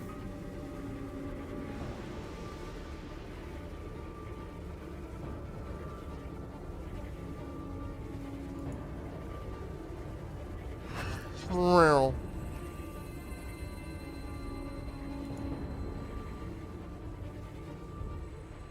Nice. A hideous, fleshy ripping comes from behind the hatch set into the front of this machine. The sound thrums through the cable to the nearby tank where a jumble of cloudy crystal spines, the creature in the tank, crawls frantically on the unyielding walls. Forcing the sorrow fragment from this machine should put a stop to the incessant, nauseating clamor that's hurting the creature. However, I don't have enough actions to do it yet, so...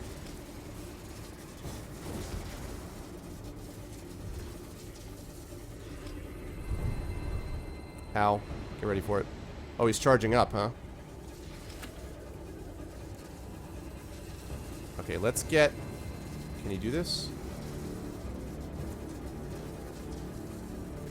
Alright, he's still got intellect, so let's get here.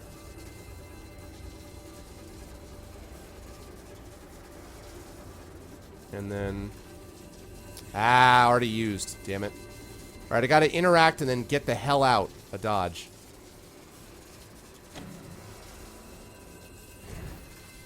Success! There's a small notch on one side of the hatch. It's difficult, but after much strain, the hatch finally flies open, revealing an ember-veined tunnel far longer than the machine could hold. The sorrow fragment is at the far end, taking steaming bites from the walls. Suddenly it leaps, flying up the tunnel and out with impossible speed. The creature in the tank melts into a calm, silvery pool of liquid the moment the fragment flees. The creature should be calm enough to connect with now. The malevolent hunter skids to the ground, carving a trail of sparks. Okay, so I got him out of the machine. But before the hatch closes, a curved metal rod resting several arm lengths into the tunnel pops out into the ground. The machine doesn't appear to need it anymore. It was some sort of data tunneler, which isn't very helpful here, but could make for a handy single-use teleporter by crossing 2 exposed wires at one end.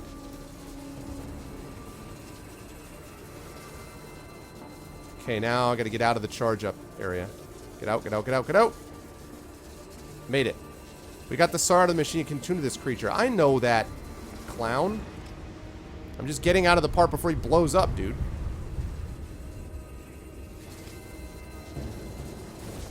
Didn't want to get hit by the zap.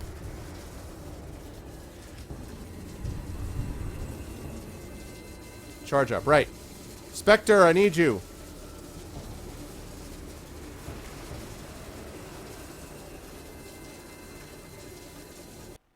Zap! Super effective!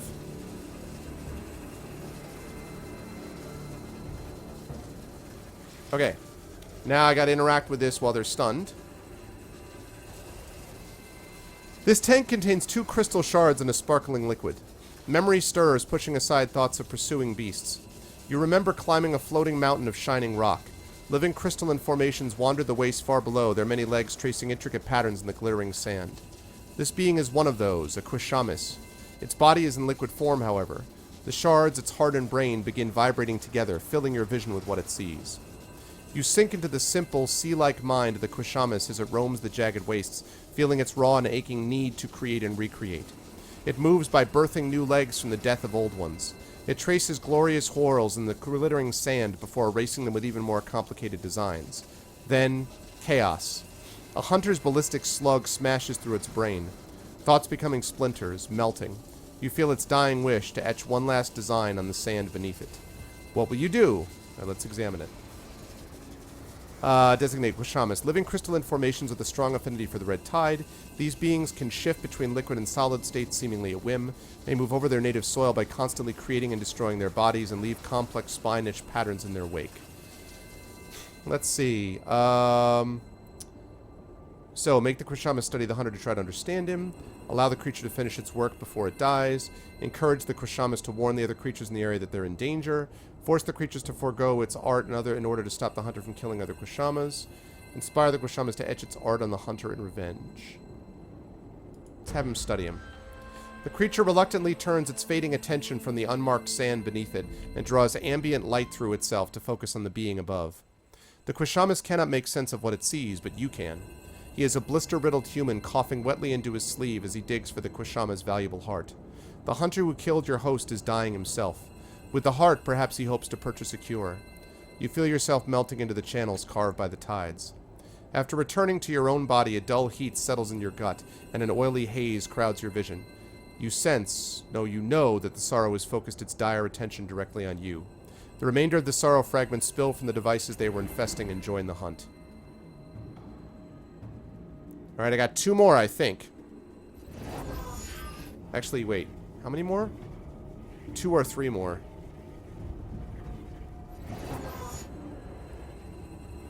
Because they're all coming out. Quick, go straight to the other tanks. There's nothing I'd like better. More of that charge-up business.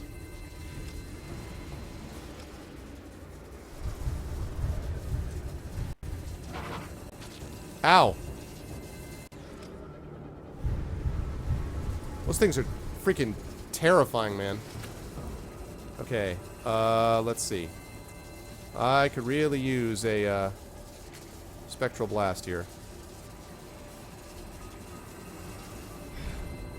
Shoot, only got the one of them? Well, crap. That's unfortunate.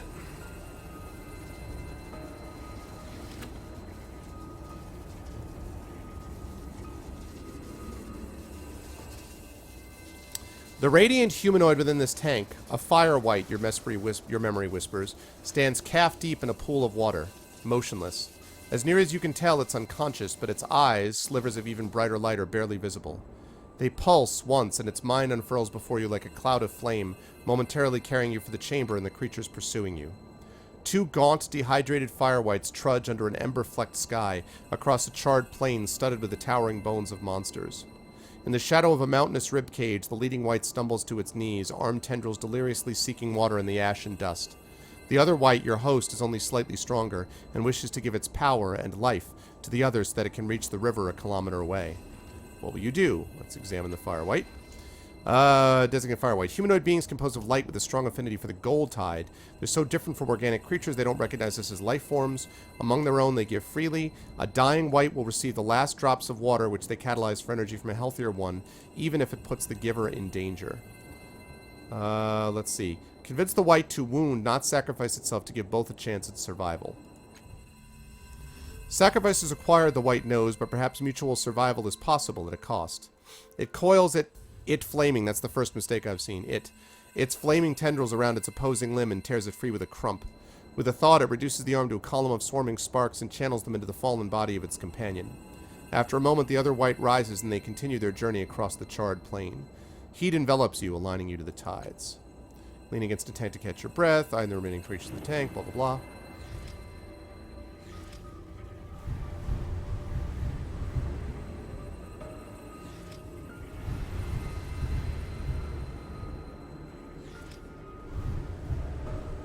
So I think... Does anyone remember? I'm trying to... Oh boy, it's looking really bad.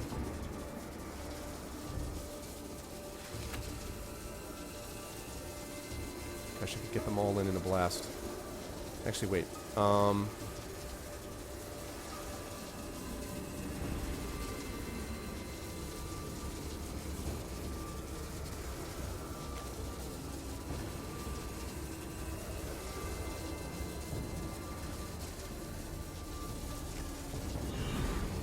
Okay, I was like, what?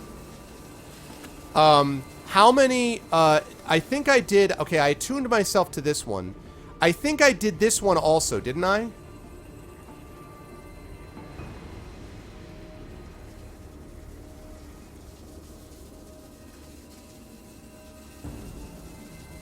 I think I did this one. So there's basically, I think this is the last one. Haven't I done 4 so far? I think I've done 4. Does anybody know? I really hope this is the 5th one. If not, then it must be that other blue one. Tiny currents coil over the hulking creature in this tank, stirring the brown and silver fur in its muscular forelimbs. Curving tusks curl away from its jaw, and it's these that remind you what these creatures are called. This is a tusked Growthrus, though as far as you remember, there is no such thing as a tuskless Growthus. The currents speed up, whirling around the creature. Suddenly you are drawn through the eye of the whirlpool into the creature's mind. Your host and a rival pack leader tumble down a snowy cliff face. I think there's 5, Carilla, but the thing is, after you defeat a couple of them, the rest of them pop out, so it's not, I can't use that as a sort of guide. I was hoping I could, but... let's see. Your host and rival pack leader tumble down a snowy cliff face, biting and clawing each other. They strike a ledge of transparent ice and roll apart, growling. Far above, their packs hoot in excitement. Cracks spiral out from their paws, both leaders tense. The ground is over a kilometer below, but the first leader to teleport to safety will lose the duel, and their pack. Your host bares his teeth. He will ensure his rival is dead to demonstrate his superiority, even if he dies too. What will you do? Examine him. Tusk Growthers, nomadic creatures, strong affinity to silver tide. Pack leaders demonstrate limited psychic abilities, including teleporting itself or one other once per day, but packs will only follow leaders that display not only strength but absolute superiority. A duel between rivals, once begun, cannot be ended until one of them is either defeated or dead. Okay, so I'm going to have to wait, because that's all I got for my action. Ow.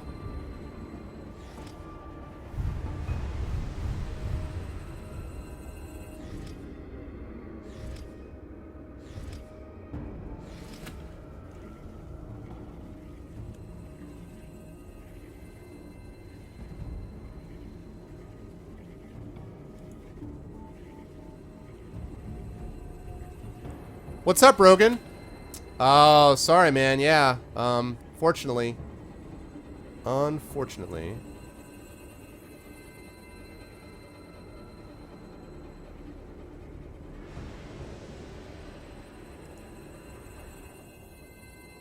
Okay, so force your host to make the wise decision, return to safety. Convince your host to finish off his enemy as quickly as possible, then teleport to safety. You urge your host to compromise. If both Growthers fall, then 2 packs will be leaderless. Encourage your host to save his rival, ensuring at least one leader survives. Display your superiority to the packs at any cost. Let's compromise. Unwelcome doubt stirs in your host's chest, and he grunts reluctantly at his rival, jerking his head at the watching tribes. Who will rule them if they both fall to their deaths? Surprise surfaces on the rival's face. Then he snorts his agreement. As the ledge crumbles, the mortal enemies teleport simultaneously to the top of the cliff. The packs are surprised but hopeful as the fight continues on solid ground. The tides swell around you, carrying with them. That was the last of the creatures. Okay, that was the last one. You steel yourself for the deadly race to the tank at the back of the room, which is right there. That's it. See those tanks at the top of the platform? Get to the glowing one quick.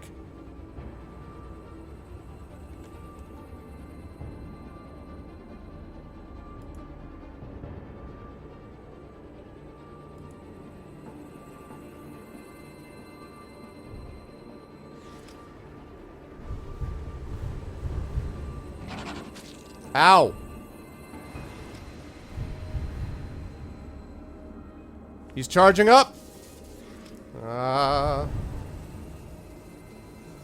Charging up. Hey, what's up, Wolf Boy? Alright, I still have a shot.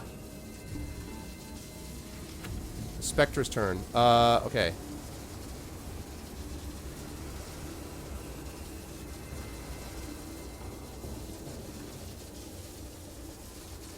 And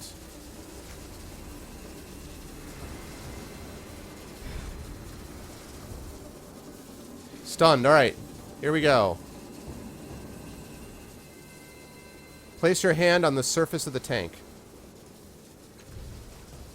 As soon as your hand touches the glass, a surge of energy flows into your body. The power from each of the 5 tidal creatures and the choices you made. As hard as you try, you cannot contain the massive wave of power. I'm going to try to direct the power at the fragments of the sorrow. They're sort of like mental things, actually, Wolf Boy. A burst of force surges through your arm into your head and out. You direct it at the sorrow fragments, destroying some, sending others screeching in pain, fleeing the laboratory as fast as they can. Gained 40 XP.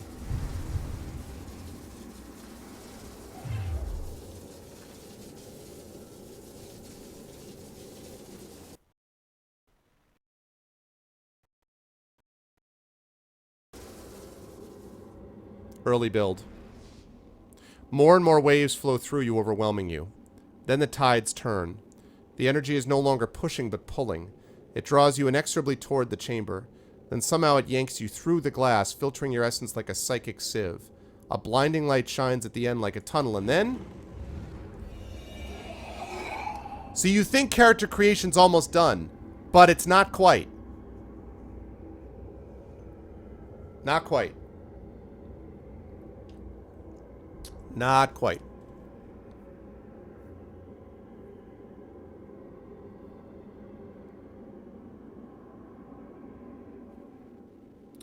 Blue.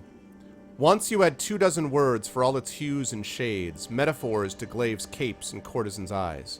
Now the sky is just blue. The ground is stone. The man before you, fat. Now all is vague and drab, like... The memorialist sees you've stopped and he halts as well. "Let's have a rest then," he says, passing you a bottle of fortified water as he catches his breath. You knew a word for that too, this drink they brew in the Valley of Dead Heroes. Gone. "We aren't far from his cenotaph." The fat man wipes his brow. Deep in your pocket, your hand feels for the round tin that holds the worms. Your fingers clutch it tight, and as they do, they brush a piece of paper. "Are you his shadow?" the memorialist asks abruptly. "Second Vander's, I mean. The one you came to see." Without waiting for a response, he barrels onward. "We thought he'd cast his shadows among his own kind. We reasoned that with the tablet gone, his line was lost forever." He stops and flushes more deeply, then hastily with the signs adds, "But shadows fall where they will, as they will." Second Vanders, Tablet, shadows.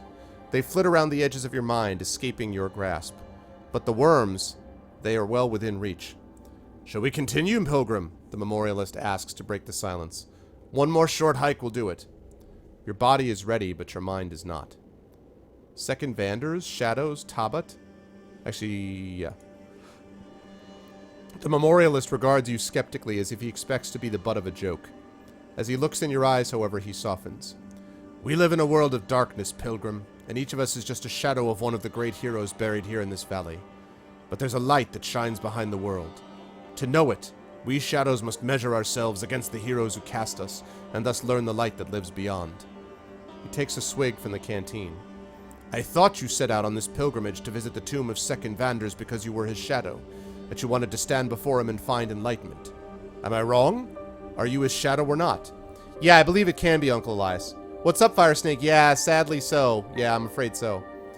"It'll be on the VOD, though. I don't know." The memorialist nods. "That's how it is. I've met pilgrims who swore they were lords and ladies of old, but when they reached the grave, wept in shame. But I've also seen a novice stumble across her hero by mere chance. If you find Second Vanders, you will know who you are, or are not." He gestures to the hilltop towards which you've been hiking. "Just over that rise is the monument. As for his tomb, you said that the cenotaph would lead the way. I can't see how, but for the famous puzzle breaker of Sagas Cliffs, I'm sure it'll be simple."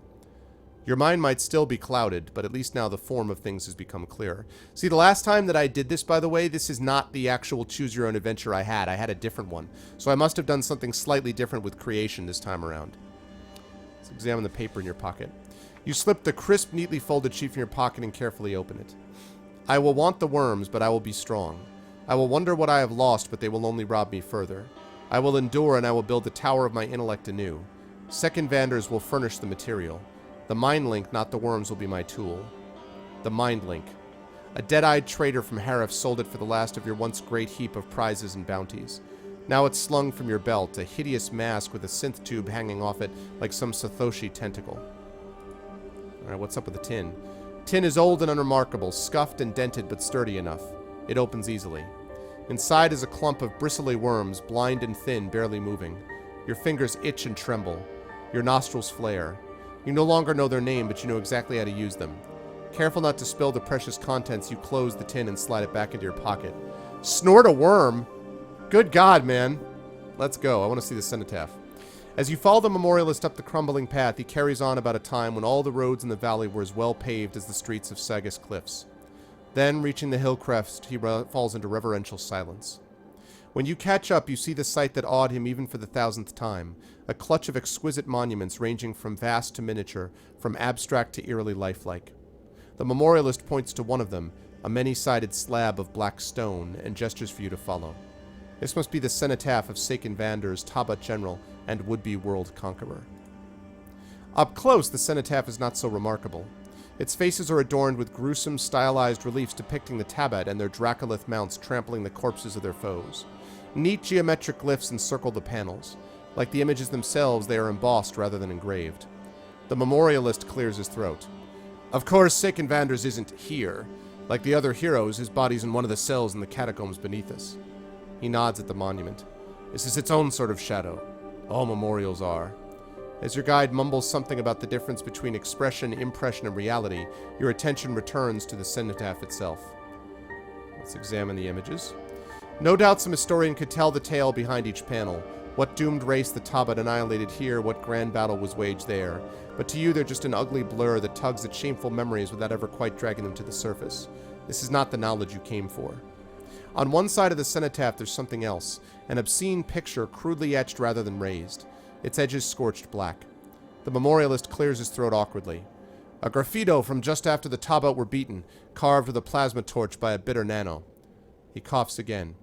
The visual pun on Black 3 must be obvious. Sadly, we can't possibly fix the damage. Let's study the glyphs. What's up, Kilobyte? This is Torment. The beta, yep. What seemed at first individual glyphs are far more complex. Smaller symbols assembled into larger patterns linked into chains, twined and twisted into knots. Never a tangle or ramble, it is more mathematical or scientific notation than language. Running your fingers across the glyphs, you see that they shine briefly under your touch, then fade. Perhaps there's a formula here to be solved, a structure, a higher hidden order to be found.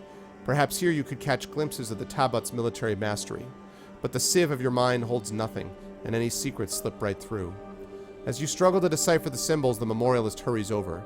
This one means war, he says, illuminating a cluster repeated endlessly on the cenotaph. This one, death. He picks out others and shows how the ideogram for soldier weaves into warband, which can in turn mesh into column or army. Excitement grows in his voice as he leads you to another panel and shows you the unique markings that compose the pattern for underspine. A high council, we think, or god. He notes what seems to be a structure to the writing, a pattern within the pattern. Could it be a puzzle to open the ways to Saken Vander's? He asks expectantly. You have no answer for his hopes. Let's study the basin. Carved into the cenotaph's plinth is a wide, shallow bowl, perfectly smooth, perfectly ovoid. In its center is a small drain that runs into the monument. Around its rim is a geometric pattern, simple and composed of a single recurrent shape. You recognize the symbol. Blood. All right, my pleasure to see. Thanks for being in. Hopefully you'll be back again. Of course, it could be nothing else. Your guide keeps back from the basin as you examine and shares no thoughts. You could sacrifice the memorialist now. Let's try to find the correct sequence of glyphs. You trick yourself into thinking that you can crack whatever code the stone holds, but neither logic nor luck makes any headway. The glyphs shines and fade, but nothing happens. Given the endless combinations, not even the persistence you had of old could break through this lock. Alright, let's spill some of our blood. Beneath your glide's worried gaze, you nick your wrist and drizzle some blood in the bowl. Nothing comes of it. Whatever flows through your veins will not slake the stone's thirst. Take another look at the death. War, blood, battle, death. Symbols are graven in your mind. On the cenotaph, squeeze no more meaning from memory and can't for the stone. Find the correct sequence of glyphs. Alright, I'll snort a worm. I hated to do this, but... Gripping a grub between two fingers, you slip it into your nostril and breathe as deeply as you can. The worm works with you, eager to reach its meal. You feel it squirm the last stretch, and then pain like a knife stabs your brain, and you know the worm is feeding, eating gray matter and pissing neurostimulants, letting your mind reconquer the vast territories it has lost. Nematodes, that's what they're called, not worms. And cerulean, that's the sky's color, not blue. The rush of understanding overwhelms you. You read the world's unwritten words, devise stratagems, unravel mysteries. Your brain races with the speed brought on by the worm's piss, and through your thoughts run the tablet symbols, spinning, twisting, combining, and dividing. There's a meaning here, tangled amidst the knotted glyphs, and your mind is unraveling it, surely. But not fast enough. Your thoughts become painfully, shamefully slow, and the puzzle you felt so close to breaking now seems impregnable. Another worm, just one more in your mind, honed like a sword, will slice through the skeins. You're sure of it, so sure of it you find yourself sniffing in anticipation, a predator on the scent. Another worm in the Cenotaph's puzzle crumbles before you. It seems so simple now, so obvious, a prayer woven within the story, a prayer of submission to the truth of war and blood and death.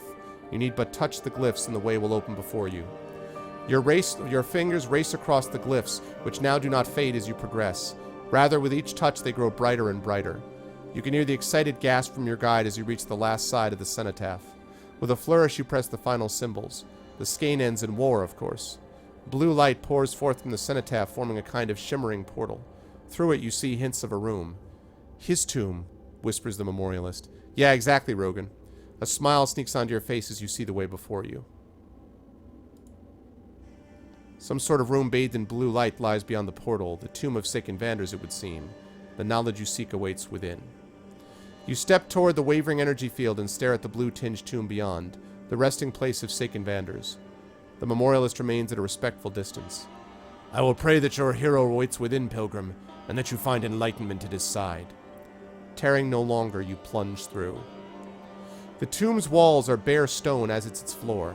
In fact, the room is empty except for the sarcophagus that sits at its center, a crystalline Numenera that hums with ancient, indefatigable energy. Bathed in the portal's light, the room feels almost underwater, a sensation heightened by the air's unnatural weight. Right, Troll? Okay, study the sarcophagus.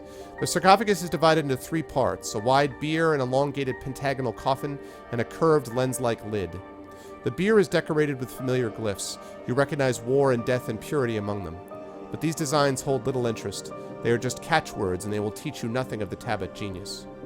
The coffin, for its part, is a single hunk of milky aquamarine. Its lid is less opaque, and through it you can see the corpse's silhouette.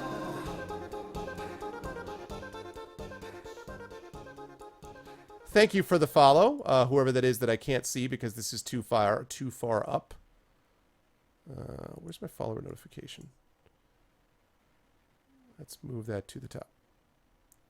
Yeah, sorry for whoever that was that I did not see. I apologize. You can please let people know in chat who it is, but I did not see you because reasons. Hold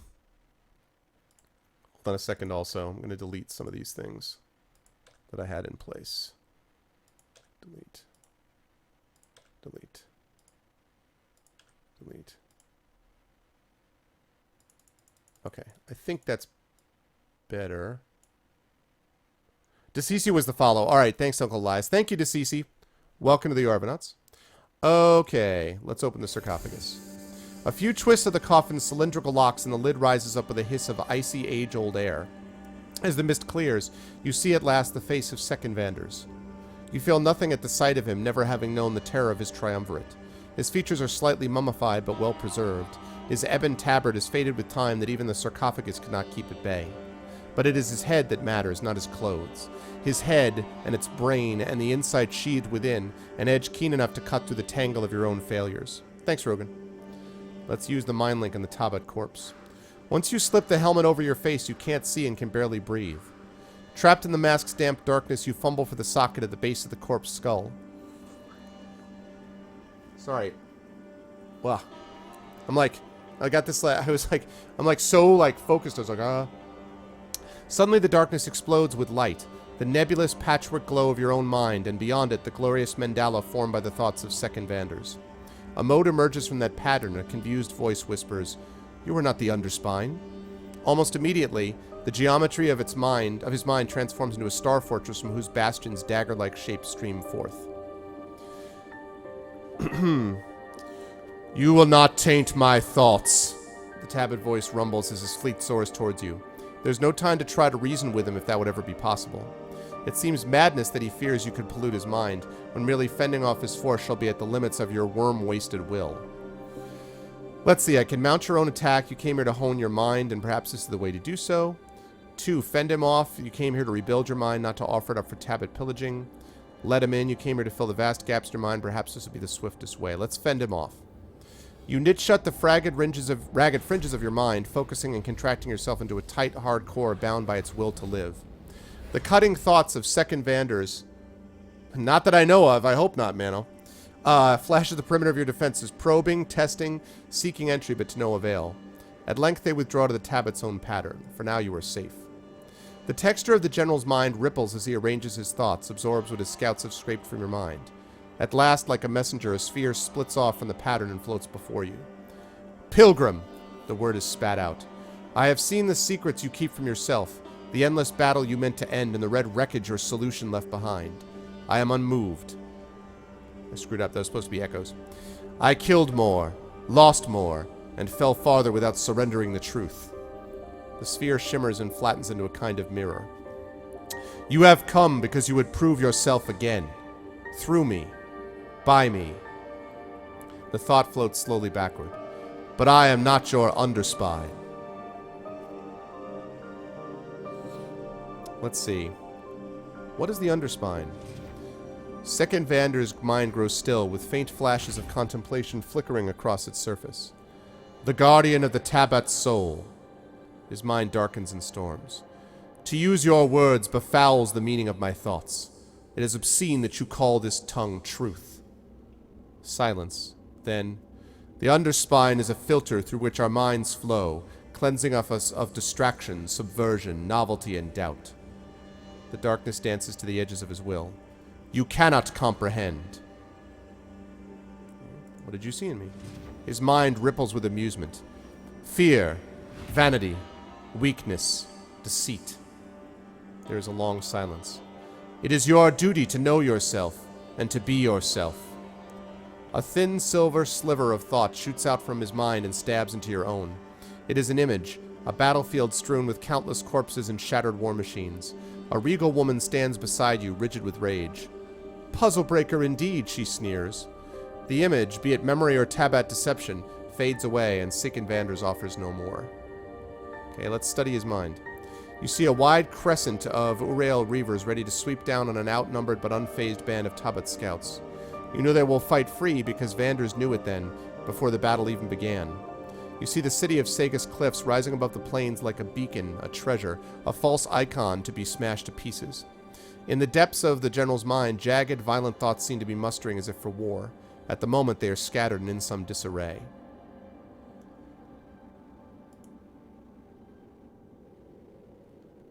City underground, tunnel walls, vaulting chambers adorned with carvings of fallen enemies. See battles, endless battles, the memories sorted, with meticulous care conjoined by formations employed, foes faced, weapons wielded, terrain accommodated. It seems a catalog without end. Alright, fill the emptiness. The general's mind darkens, its defenses harden. Conquest holds its own doom. The risk is too great.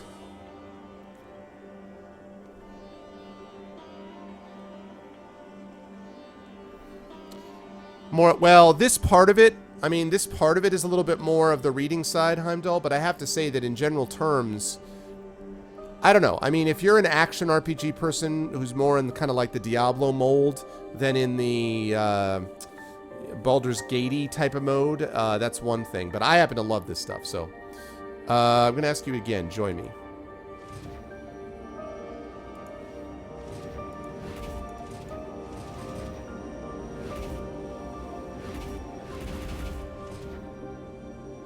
Okay, I want to learn about the Tabat rattle.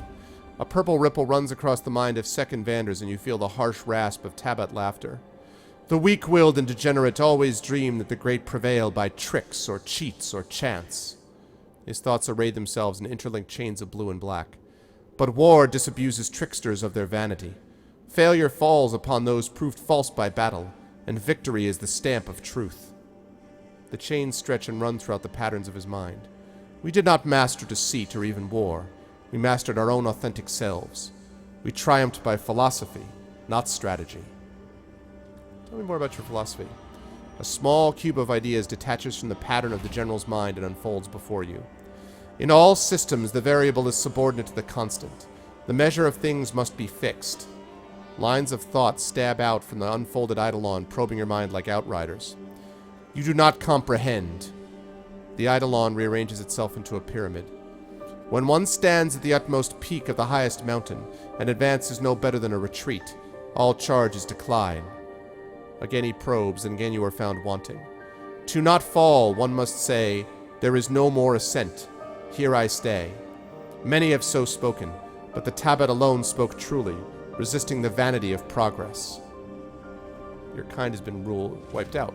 As you tell the Tablet General of his kind's demise, the geometric perfection of his thoughts fractures for a moment, not quite into chaos organic shapes, but into sharp shards that cannot quite reform. Some of these needles jab into your own mind, probing, confirming that you tell the truth. I see, Vanders answers. Eventually the fragments of his mind reform, though the ranks of its guardians seem thinned. At least they are safe from the corruption of change. To be frozen forever in cold death is a better fate than the seamy, teeming welter of your city.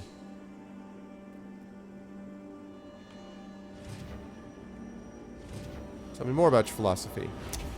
Given the sudden jagged configuration of his mind, Vanders seems affronted by her question. At last he sends forth a sphere in answer. The conqueror's sword flexes, but always straightens to its proper form. The sphere shimmers and turns golden. All great people have found mighty truths, but always they let their truths mingle with falsehood and frivolity until their folkways become fractious, friable. We alone held to our truth with unflinching conviction. The sphere stretches into a toroid. Now that's a new word on me. I gotta look up what the hell a toroid is. What is a toroid?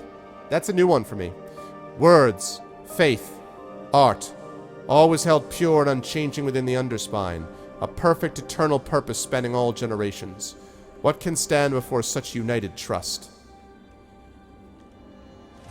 Bright flashes race through the pathways of his mind as it forms and reforms in myriad shapes and patterns. At last, a single word. Yes. The pattern breaks, and its fragments, jagged and disjointed, ricochet across the darkness, crashing into your mind. You feel the terror that has gripped him, the fierce imperative to stand against the outright obliteration of his race, whatever the price.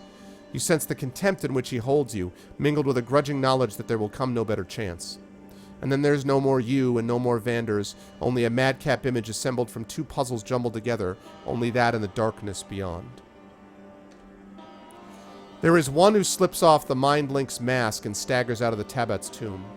You are not that one, but you are in it, not as some fraction or separate self, but as an indivisible part of a plural whole. The newborn one looks with newly opened eyes at the sky, and limns it with newfound words, words exquisite in their precision, blues beyond blue. Wow. That was awesome. Super, super awesome. A kaleidoscope of colors drags you back from the welter of memories. That memory was more powerful than the others, but it has faded. Your personality reasserts itself, and you stand in the strange laboratory once more. The specter beams as you approach. That was great. Did you see that? Scattered them. The tank? I don't know. All I saw was you put your hand on it and then blast those sorrow fragments to the stars. But it's your mind, right? It was probably some mental connection, like the creatures in those tanks. It was. That's one of the things attuning does. The tides keep you alive. Maybe you can't control them all the time, but they can change things around you. I wouldn't be surprised if it worked that way in the real world, too.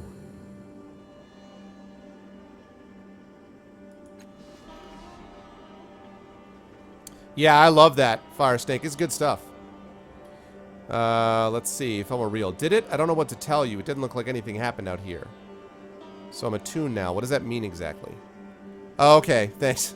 Well, it means you're alive, for one thing. So that's a bonus. The tides keep your body together, sucking energy in so you can heal. You can push that energy out, too, like you did with the sorrow fragments just now. There's 5 tides. Your nature, like your choices with the creatures, determines which ones you're most attuned to. Like, you're most attuned to blue, which is about wisdom, logic, and insight. Nice. The kind of person who wants understanding and enlightenment. I think the last time I was most attuned to gold, I want to say, which was like comfort and sacrifice or something. But that's just how you are right now. The tides are always moving, and you can change. I mean, you're going to be who you're going to be, right? That was the sorrow. Or pieces of it, anyway. You can imagine how terrible the real thing is. I don't remember much. Maybe you know more than me, but the sorrow is what threw you to the ground and nearly killed you. It's still after us. It'll always be after us. Unless you can stop it. But we got you a tune, right? We can do this too, together. I have a plan. Just that it's old. Really old. And it doesn't pay much attention to laws. I mean, space-time laws, not human ones. I bet it ignores those too. Schist-sucking creature. First, you need to get back to your body. When you wiped out those sorrow fragments, a tear opened in space just over there. Fair bet that it's your way back. Second, you need to find something called a resonance chamber. I don't know everything about it, but I remember what it's supposed to do. It's supposed to stop the sorrow, once and for all. It'll look a lot like the tank you used to attune yourself, a glass sarcophagus. Except in the real world, it's inside a crystal dome somewhere with 5 mechanical arms around it and a metal ring set in the floor. I'm sure you can't miss it. Use it like you used this one, and we should be fine. Just that it's old. Really old. And it doesn't pay much attention to laws. I mean, space-time laws, not human ones. Oh, I bet it ignores those too. Schist-sucking creature. All right. Good luck. Okay. And this is the portal that will lead back to your body, but first you need to choose a type. Type selection has not yet been implemented for beta, so choose it here. So there's one more thing that they would actually do in the regular one. So let's look at types. Glaive is the elite warrior of the Ninth World, whether through brute strength or speed, melee or ranged combat. Nano seems to understand the relics of the past, using ciphers and esoterics to perform amazing feats. Jack is a bit of both. Capable fighter uses prior world technology to his advantage. Jack is the most versatile type. Nano.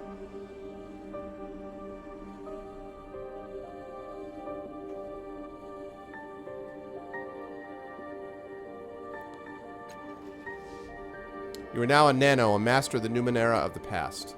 You are now ready to return to your body.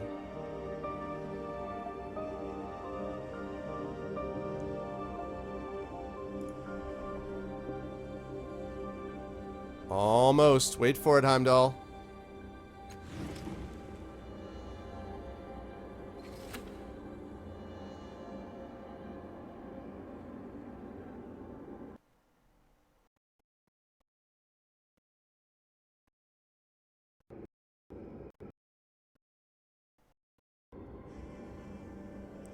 Okay.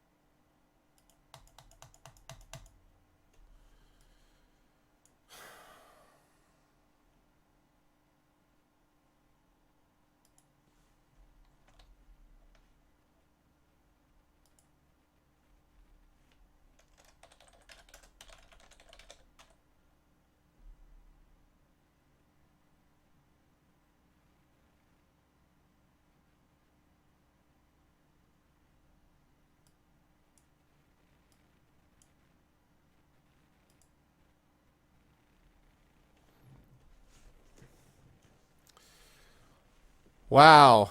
Twitch is really twitching tonight. Okay, we're almost done, though.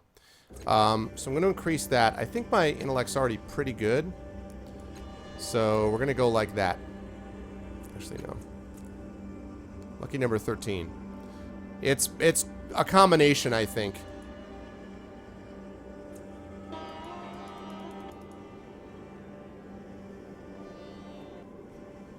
Yeah, the game is very, very, very CPU heavy at the moment.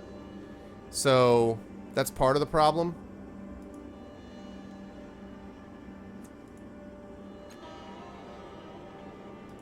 And we'll go with mystical lore. And let's see.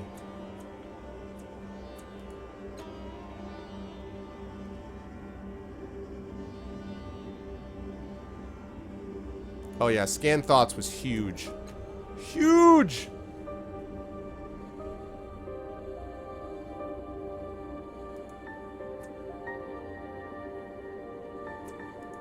There we go. Right.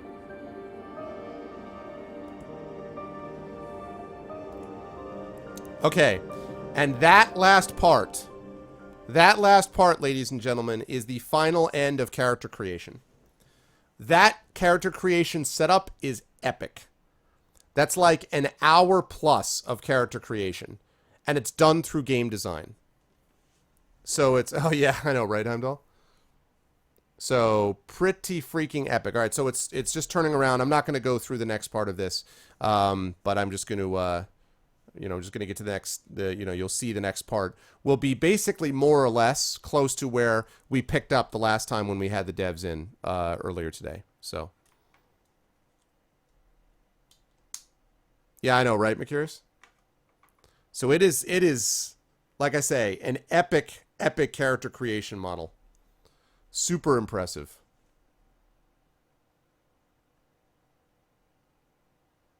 InXile is doing good stuff, man. Wasteland 2, solid. Torment, solid.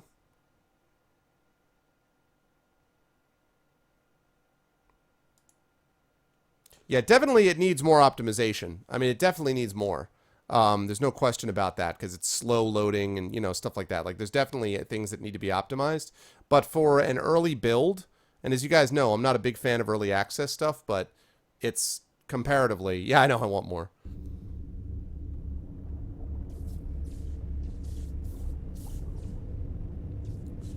And these are the two characters you meet. I'm not going to go through this.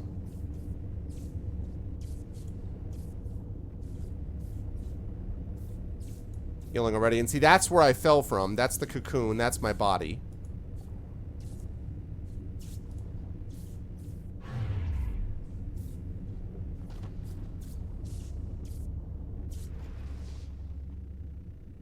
Okay, so I don't want to get... I'm not going to go through this because it's just more stuff. But now that I have scanned thoughts, I can pick this other stuff, so... Where's the place?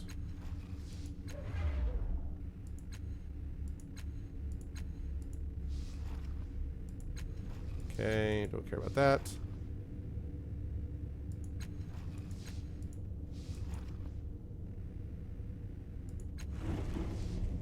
Lovely.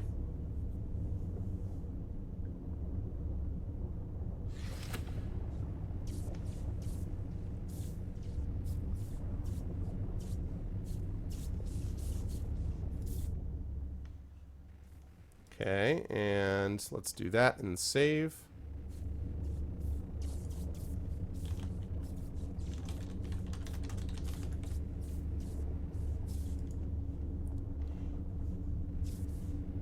Okay.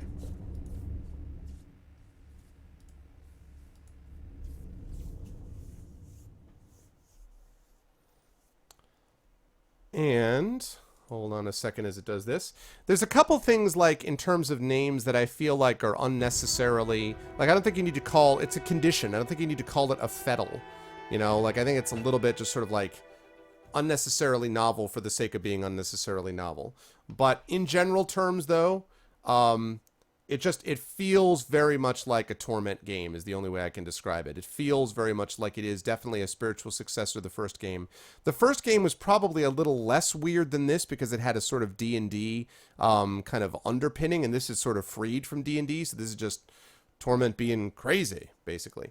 But I guess it's taking forever to close. But still, this is pretty impressive. Come on now. You can do it.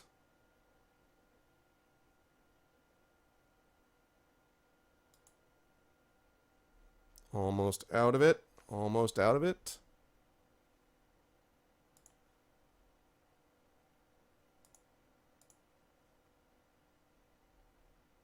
Okay.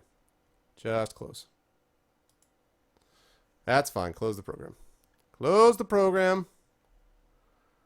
Close it, please.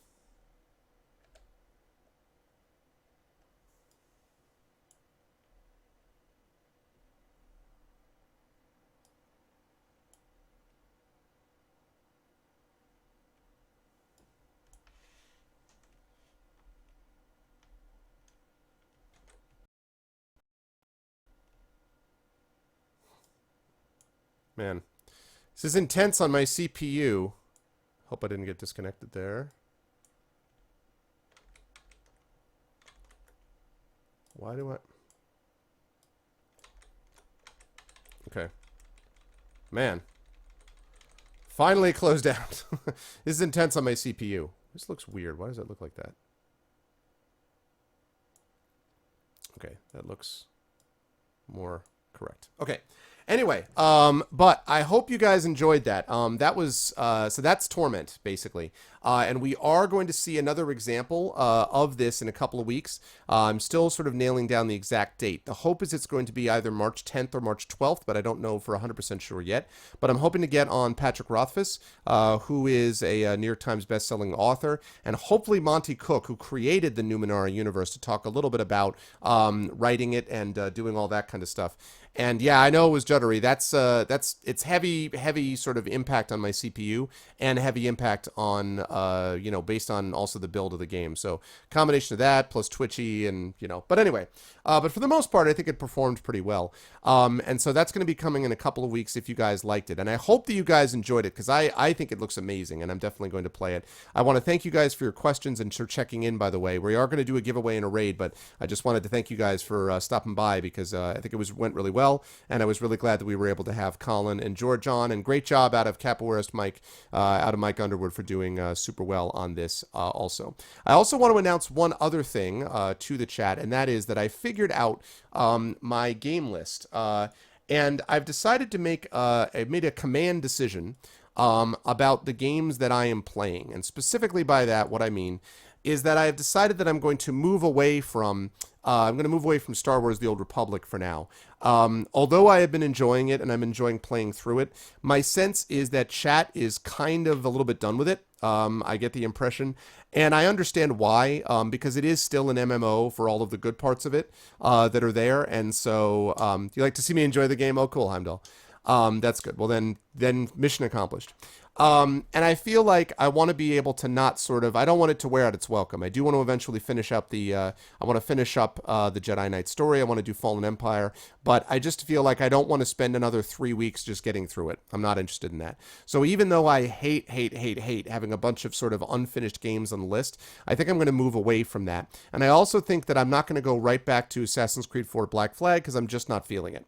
I will get back to Assassin's Creed 4 eventually, but I'm not feeling it. And I have to say that, unfortunately, I think that AC4 may be my last Assassin's Creed. I love the AC series, but AC3 was a slog to get through. AC4 has been okay, but it's just not... Brotherhood, it just has never really gotten above Brotherhood for me and Revelations and AC2. 2 Brotherhood and Revelations were awesome, and 3 didn't do it for me, and 4 is not really doing it for me a whole lot. It's better than 3, but it's not amazing. So all of that means that what I'm going to do is, on Tuesday, which is my next official stream, I'm going to be over at GOGCom, of course, with my Pen and Pixel show, continuing the other recent InXile game, Wasteland 2.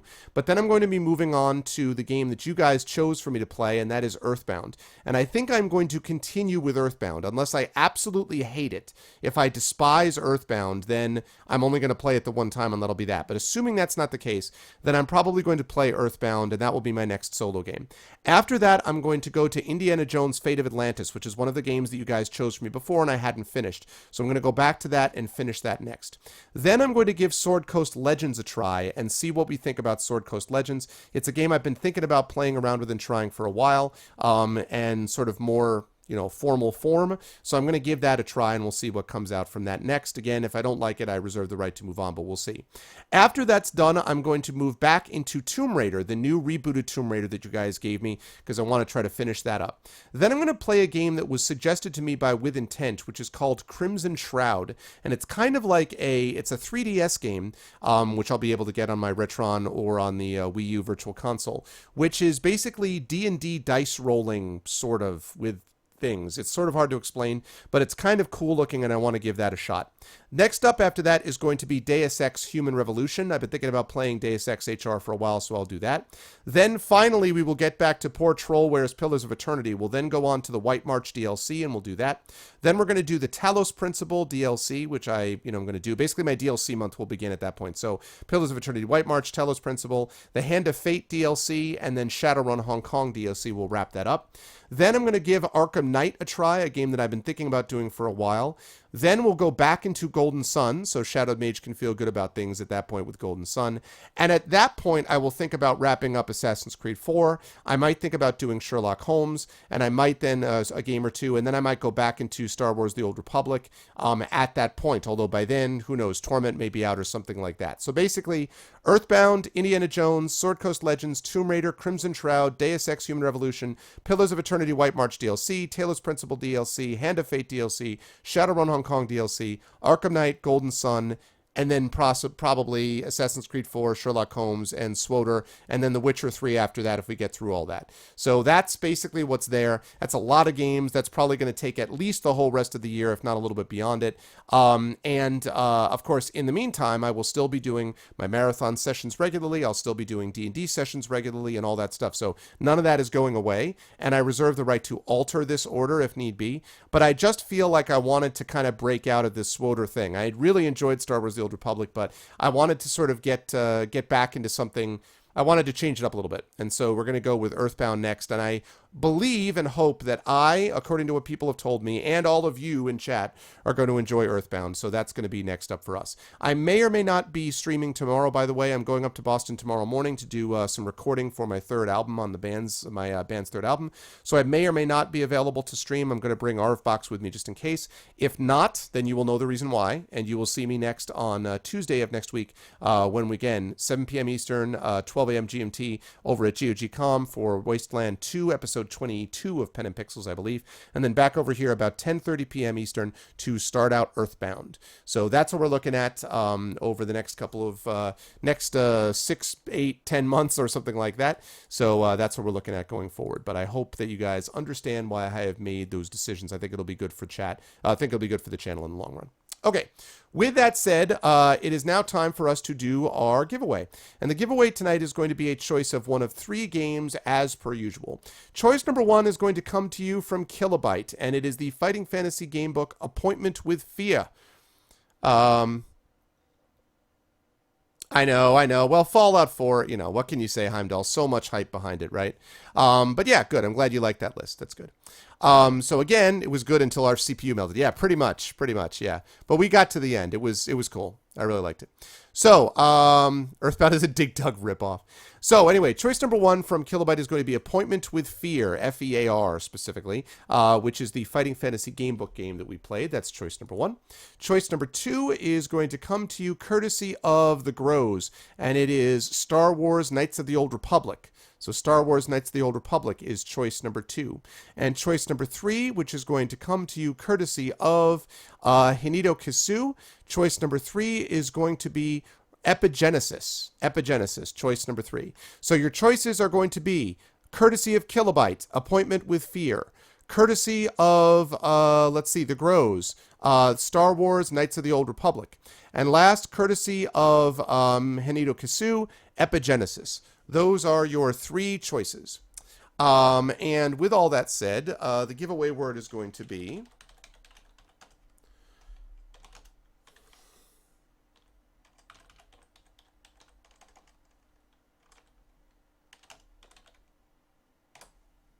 Torment Hype. If you guys are interested in winning, the word for today is Torment Hype. So please type in that word if you're interested in winning one of those 3 games. And as you guys do that, I'm going to check out and see what else we have on the docket for people to go raid.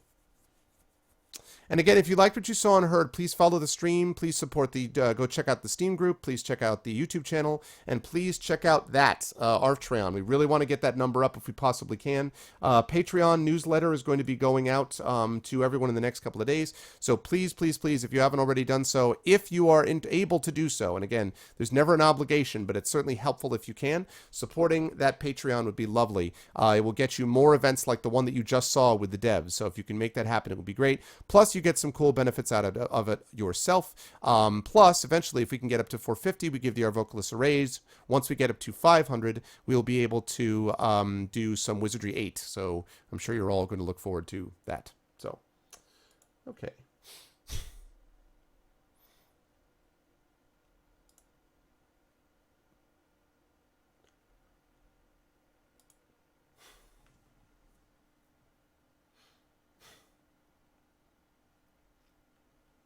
Well, we got a lot of people.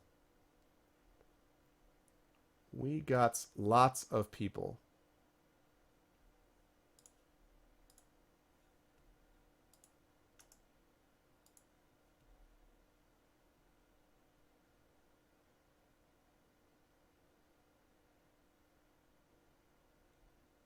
Okay.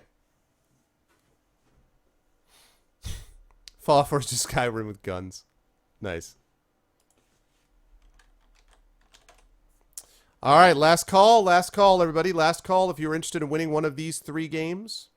Last call.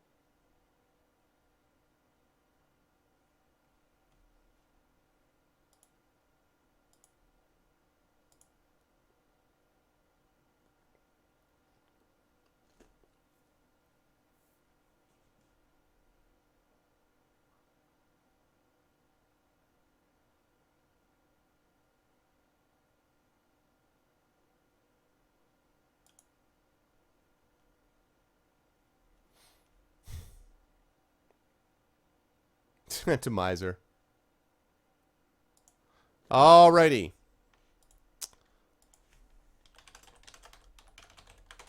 And the winner is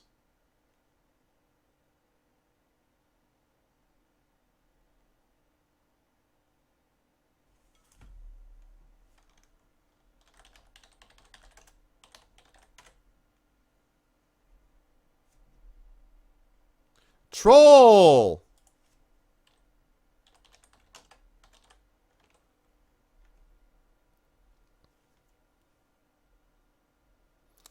Congratulations, Troll. You won a thing.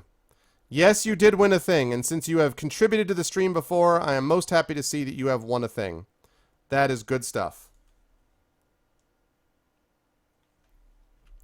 Good stuff. Congratulations, Troll. Also, rigged and hacked. Yes. For those of you new to the stream, it's a tradition that whenever somebody wins a giveaway in the stream, the assumption with the immediate claim is that it was rigged and hacked, even though it's never actually rigged and hacked. So, congratulations, Troll. What's it going to be, man? What would you like? What is it going to be? I will win again in 2028. Hey, listen, Kilgore. You've racked up, my friend. You've racked up some games lately. You had some karma. You got to get these things back. So, you have won. Again, is it going to be Appointment with Fear? Is it going to be Star Wars Knights of the Old Republic? Or is it going to be Epigenesis? What's it going to be? Trollware, what would you like?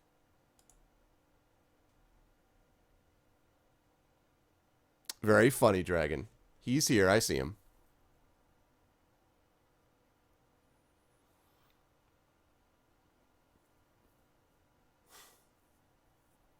Star Wars Knights of the Old Republic. Tremendous game. Truly tremendous. Okay, this is a GOG code. Be aware, this is courtesy of the Grows. This is a GOG code, Trollware, so keep that in mind. Don't look for it in your Steam, because it's coming to you in your Twitch PMs instead. And give me just 1 second here.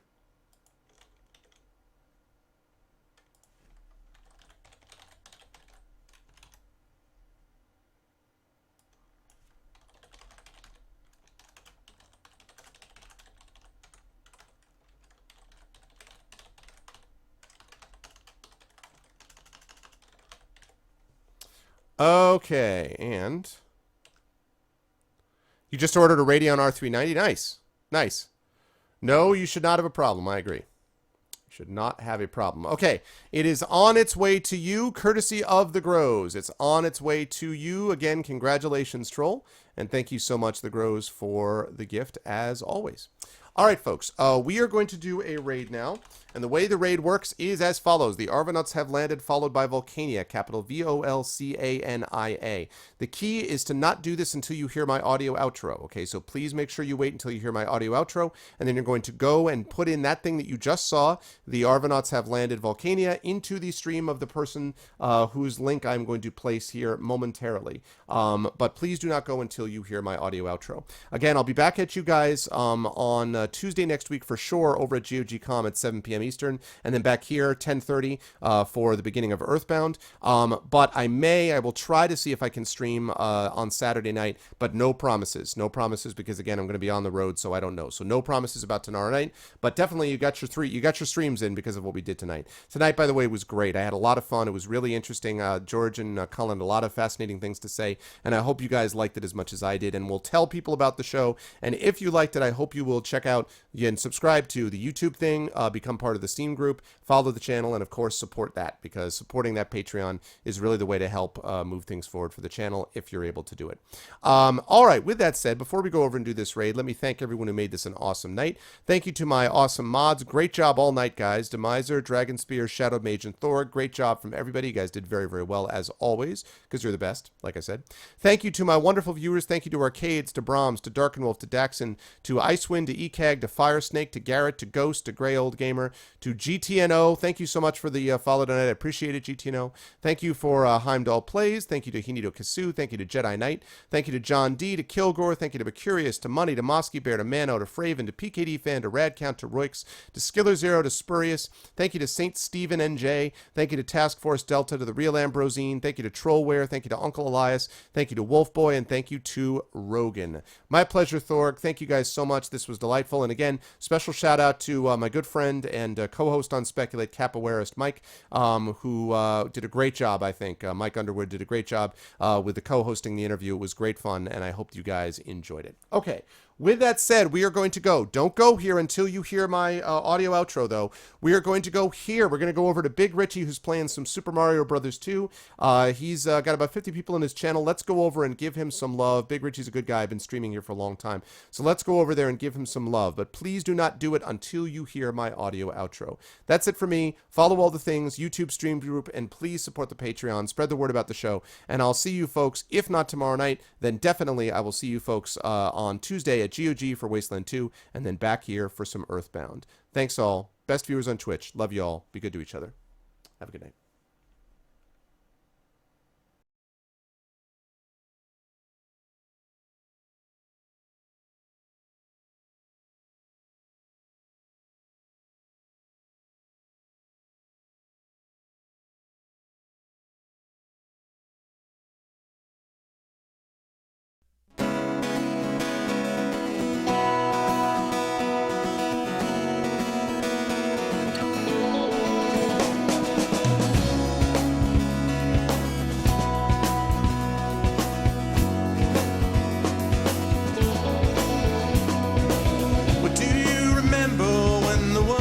Fresh and new, when it all seemed clear to you, when your aim was straight and true. Were your mind untroubled by the questions in the dark, content to play your part, open pathways to your heart? Were your life untainted by a host of broken dreams, when all your acts were queens, understood all that it means?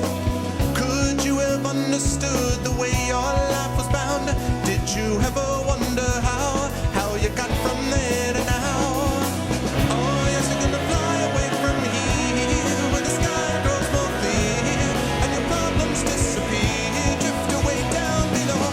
Watch them go down to your friends, where the trouble never ends, and there's always just one more day left to go.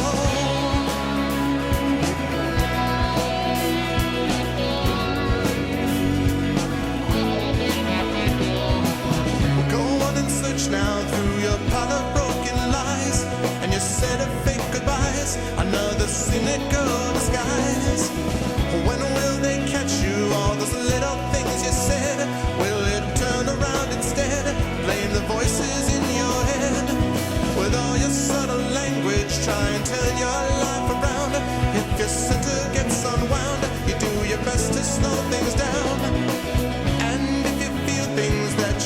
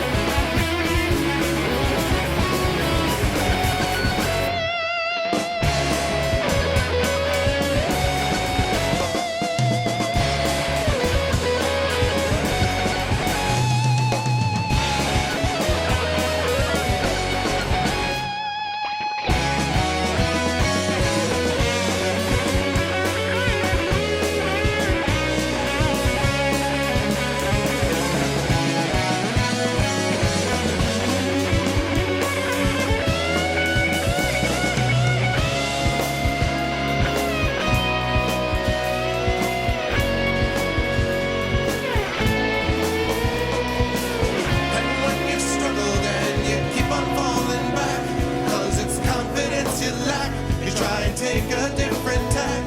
You can turn and face your demons, or you can give yourself a break. You can go a new direction, life is only what you make. When it comes to your own vision, when you got to see it through,